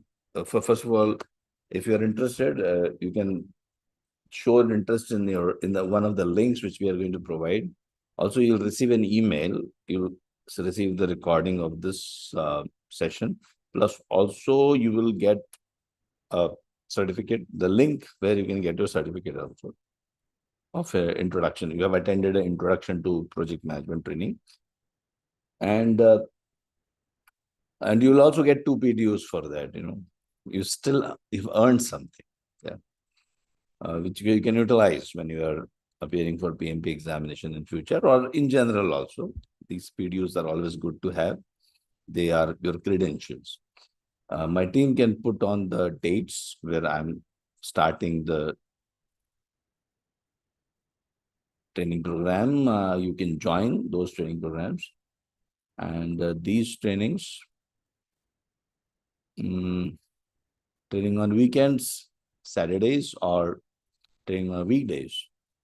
So next weekdays batch starts on July 2. And if you miss out on that, July 2014, September 14. Plus, also, let me tell you, if you want, you can attend all the sessions. So once you enroll for one session, one batch, you can enter into every batch for the next 2 years. Keep on attending different batches. Simple. Don't worry. Till the time you pass the examination. Now, I'm not saying that you will take 2 years to pass the examination. Sometimes, we are busy with certain other things. Then you will remember, oh, sorry, I couldn't appear for exam. Now I've forgotten whatever I've learned. Again, attend the session. Not again. These are the times, live online training, weekday batch, right? Feel free to join our sessions. Most welcome. We'll be happy to see more of you becoming a PMP. Our success rate is quite high. Now, last we did was We are not authorized to tell those things, but it's above 80-90% most of the times. We have got data to prove that. And also in between, whenever we were told by PMI, we were in the top 2 percentile of the performance. So, we are pretty good. So don't worry. And if you are really interested in passing the examination, okay, one more tip I'm going to give you. So I gave you 2-3 tips in between previously. One tip I'll like to give it to you is that there are 180 questions. Out of that, 170 are scored. 170 questions are scored, 10 are not scored. But you don't know which are those 10 questions hidden in those 180 questions. These are known as pre-test questions. They've just put in these 10 questions at random. They want to test these 10 questions, how people respond, and then based on that performance, they will include in the next tests. But you are more like, it's like pilot run on you. So you will still have to answer 180 questions because you don't know which are scored, which is unscored. Only 170 questions will be scored. Why I'm telling you this is because if you spend too much time on one question and probably it is unscored, it is a pre-test question, you would have wasted all your time in that question. So don't waste time. 4 hours time is there. You have to answer 180 questions. If a question appears to be difficult, just drop it like hot potato. Just drop it. You can come back to that question if there is time. Otherwise, just don't worry. Still, even if you answer around 85% of the questions, it is highly likely that you will pass the examination. So don't worry. Just be aware of it. Great. Good. Any questions? And I will show you some quality related tools also, if you are interested.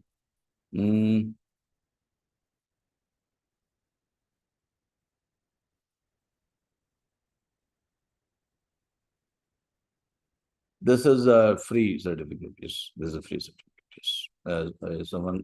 Someone is asking, is it a free certificate? Yes, it's a free certificate right now. Another one which I'm inviting you, that is a paid one because we have to pay certain amount to PMI as well. And you'll be enrolled in a PMI, proper PMI program. You'll get all the materials, etc. from PMI. And I'll be taking you through this material, making sure that you understand it, using simple examples. Idea is to pass the examination. Yeah. So, yes. Now, let me tell you about some quality tools.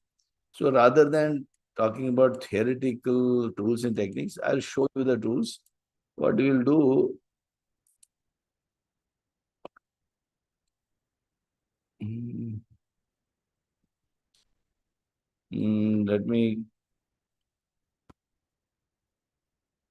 let me show you some.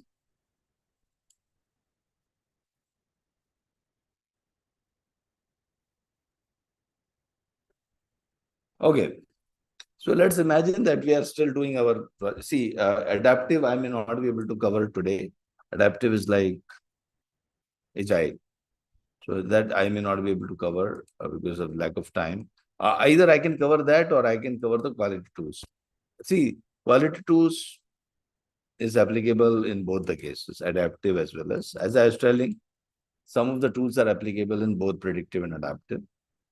I have spoken about adaptive tools, I think, in another training program. And you can find that link in our Anexas channel. So you can subscribe to that. Okay, great. Now I hope you are seeing my screen. So let's say that, as a project manager, you should be aware of certain tools. So what I'm showing you is like a detailed one. You don't have to really do that, but because I wanted to show you the real practical example. So that is why. Suppose your procurements are getting delayed. The steel, your concrete, things could be delayed anytime. So you have to manage your quality. You have to manage the delays. You have to solve the problem as a project manager in real time. So some of the tools which are handy and you should be just aware of, which you can use. One is histogram. So whenever you collect the data, okay, of multiple activities, you can always make a histogram. So how to make it, you don't have to worry. ChatGPT will make this chart for you, or people, your team member, your quality person will make the chart for you. But as a project manager, you should be able to interpret. This is known as histogram. Histogram means what? Historical graph. It compresses all the data, whatever data you have given to that tool, into this kind of diagram. I hope you understand this diagram. If you don't, let me explain that as well. The y-axis is the frequency. So most frequently occurring number here is 124. So most of the times my procurement is taking 124 days. Sometimes go to 130 days also, 120 days also. This is how we are operating. Okay. This is how we are operating. And these diagrams also tell you nowadays, ChatGPT or any tool will give it to you. If you feed the data the way I did that, and we'll tell you how to give the prompts also. It's not so difficult. In the sessions, we tell you how to do all these things. You will get an average and you will get a standard deviation. Standard deviation is 2.85. So 3 times standard deviation plus mean and minus 3 times standard deviation of that mean, plus and minus 3 times standard deviation, you'll get the control limits. Again, you don't have to do these calculations. You can ask your AI or ChatGPT, your Claude, please create a control chart. But you should know what is control chart, right? So PMI expects you that you should be able to read the control chart. So this is 124 days an average procurement time, or whichever I am making the control chart on the procurement time. So it is the average procurement time, and plus 3 times standard deviation on the top and plus minus 3 times standard deviation on the bottom is my control limits. Means typically our team procures between 116 days to 132 days. Okay. Now, if you are interested in more how to calculate these things, I'll strongly recommend you watch my Yellow Belt training program, Lean Six Sigma Yellow Belt training program in Anexas channel only. Choose any Lean Six Sigma Yellow Belt training program. I have explained all these things in detail, how to make a control chart. You will become a master of that as well. So this is control chart. Then if I go to, sorry, I was sharing my screen. Yeah. Now, you have to investigate. You can get the team together. Why there is a delay? You can make a cause and effect diagram. Okay. I'm making it in one software, any software, all freely available softwares are there. Or best is ChatGPT. Again, just tell ChatGPT or Claude or whichever is your favorite AI tool. Tell them, please make a cause and effect diagram of my procurement delays. They will do this for you. Man, material, machine, material, etc. They will tell you what could be the probable causes. But this diagram should be not done in ChatGPT. They should be done with the help of the team, along with an assistance of ChatGPT. Okay. So here you have to manage your team. You have to motivate your team as a project manager. That is also part of your job as a project manager. Then you can do, what are the biggest reasons for delay? You can make a Pareto chart. Yeah.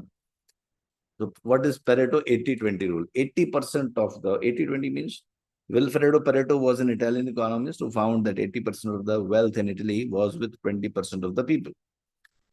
So Joseph Juran applied this to quality and he said 80% of your problems are due to 20% of your causes.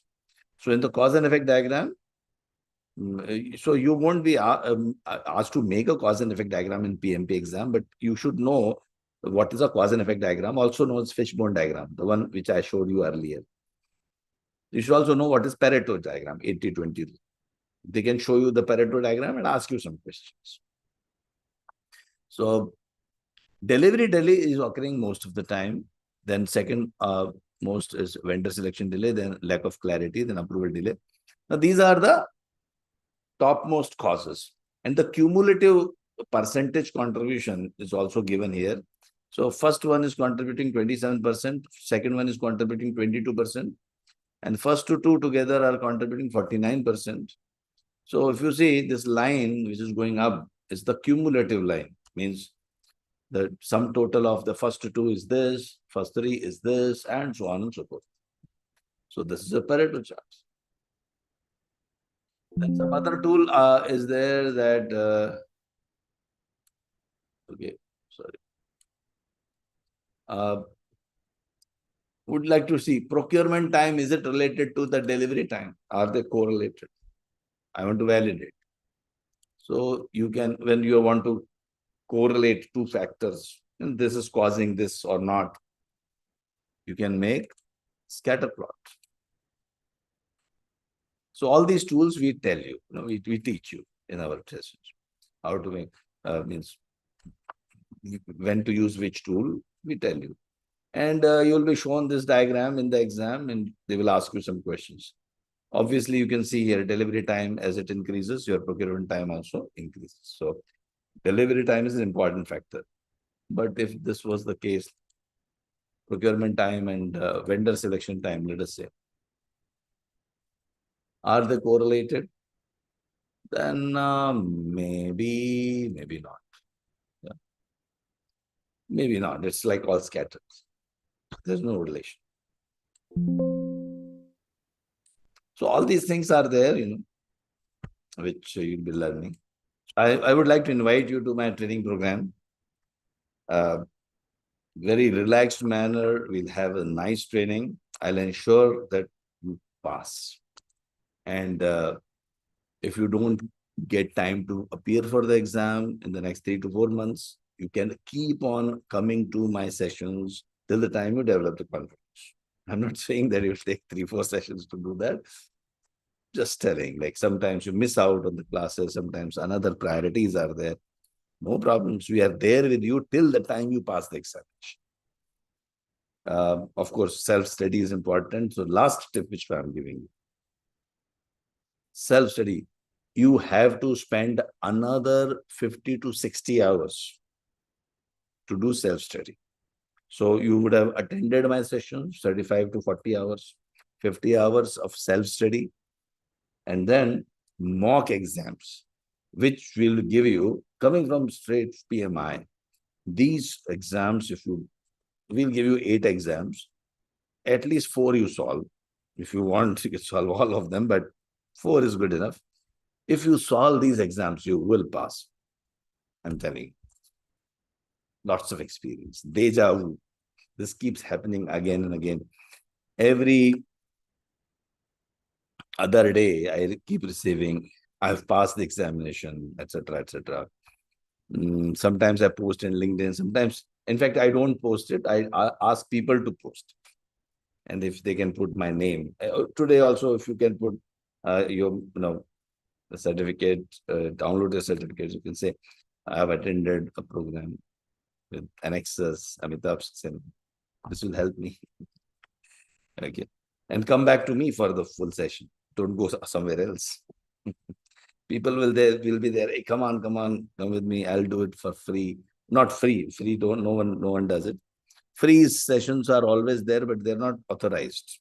Yeah, so you have to get an authorized training. You have to get the material also. You have to get your name linked to the PMI website also. All these things. Some administration costs are there. So for writing the PMI exam, you have to actually pay some fees, and we'll take care of everything and we'll deliver a great program for you. That's my promise. Thank you. Thanks a lot. I'll leave you with some videos. And if any questions are there, just let me know.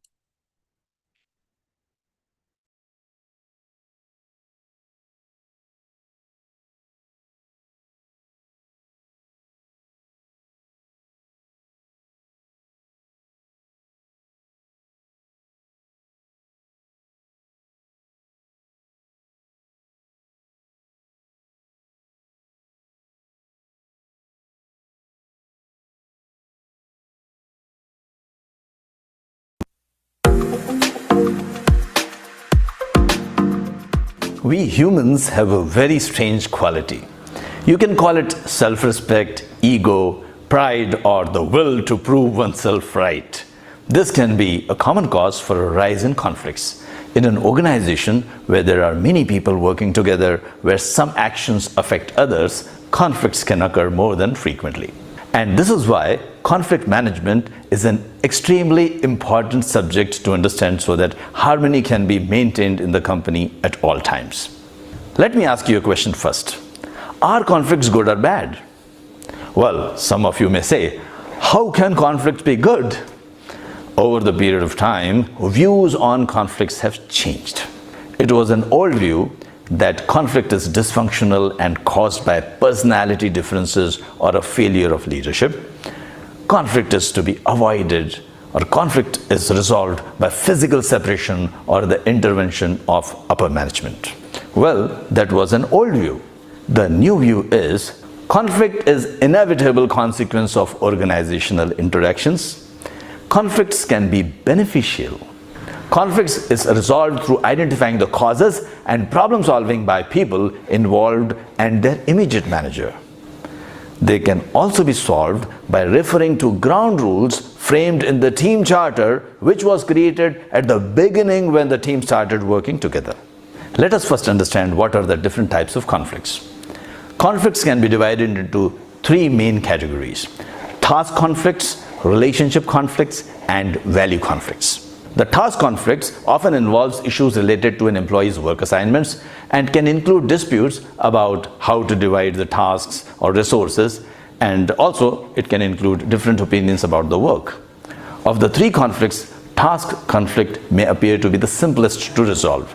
However, task conflicts often are more complex than they appear to be and need to be handled carefully. Some of the sources of conflicts are schedules. Someone told you that he will finish the work in 10 days and he didn't. This will result in a conflict. If you see carefully, your team or organization will benefit from this conflict because you are questioning the inefficiency. Priorities. Different people have different priorities. Maybe work that is important for the organization or a project in your opinion is not as important for someone else. Resources. We have limited resources. Two people might compete for the resources. Hey, I need that IT guy for 2 weeks. The other person says, sorry, he's not available. There's a conflict. Technical opinions. Technical opinions might be different, which might lead to conflicts. It is always good to explore all the possibilities in interest of the organization, and such conflicts can be good. Administrative procedures. People might not understand administrative procedures and might argue about it.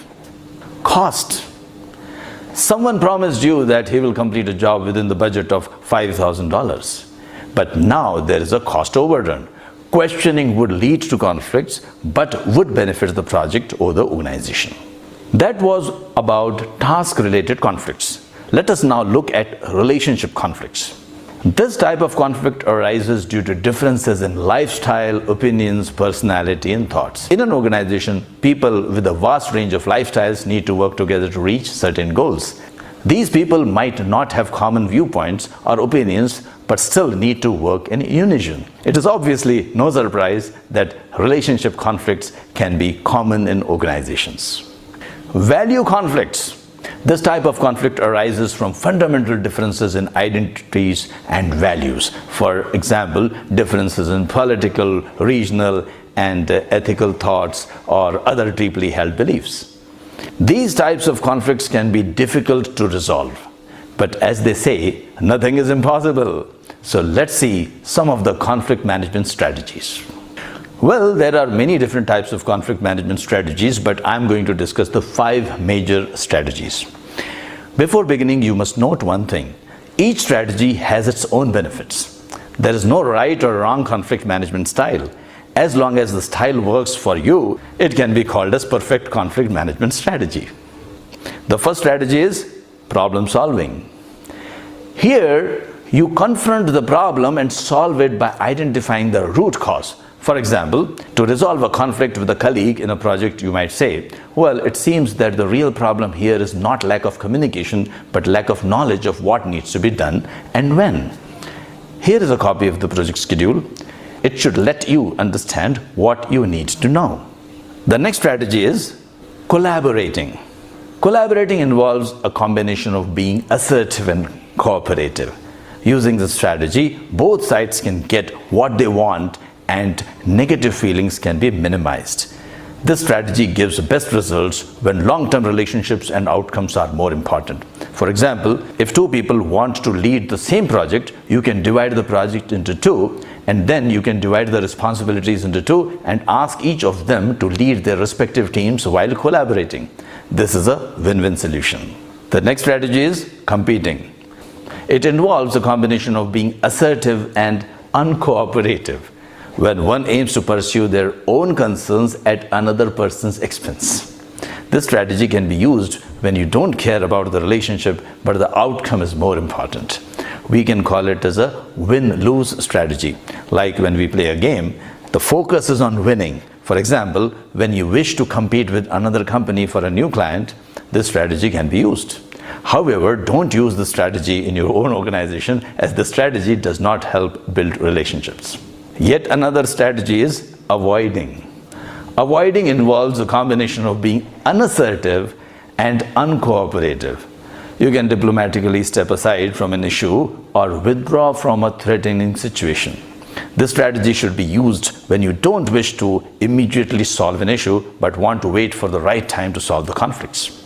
The next strategy is accommodating. Accommodating is the opposite of competing strategy. There is an element of self-sacrifice here.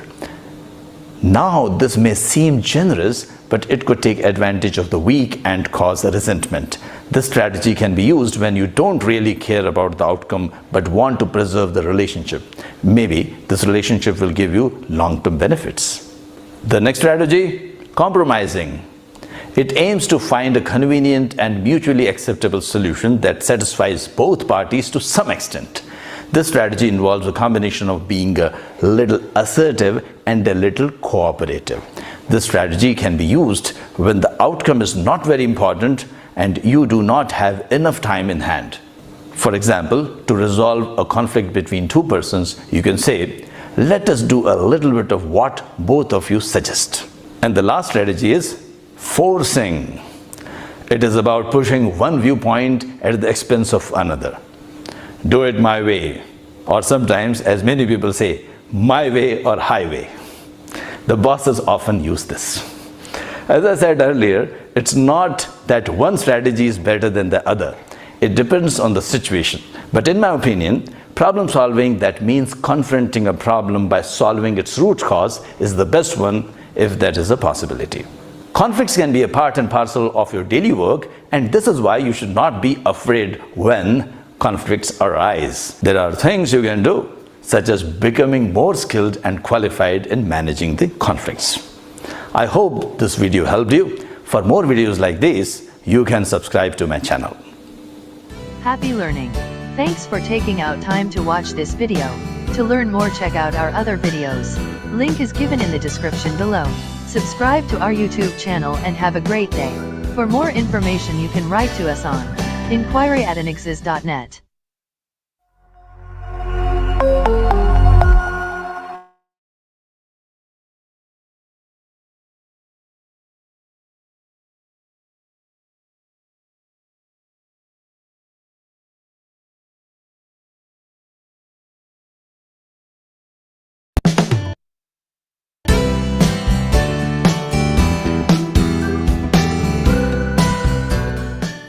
Hello everyone.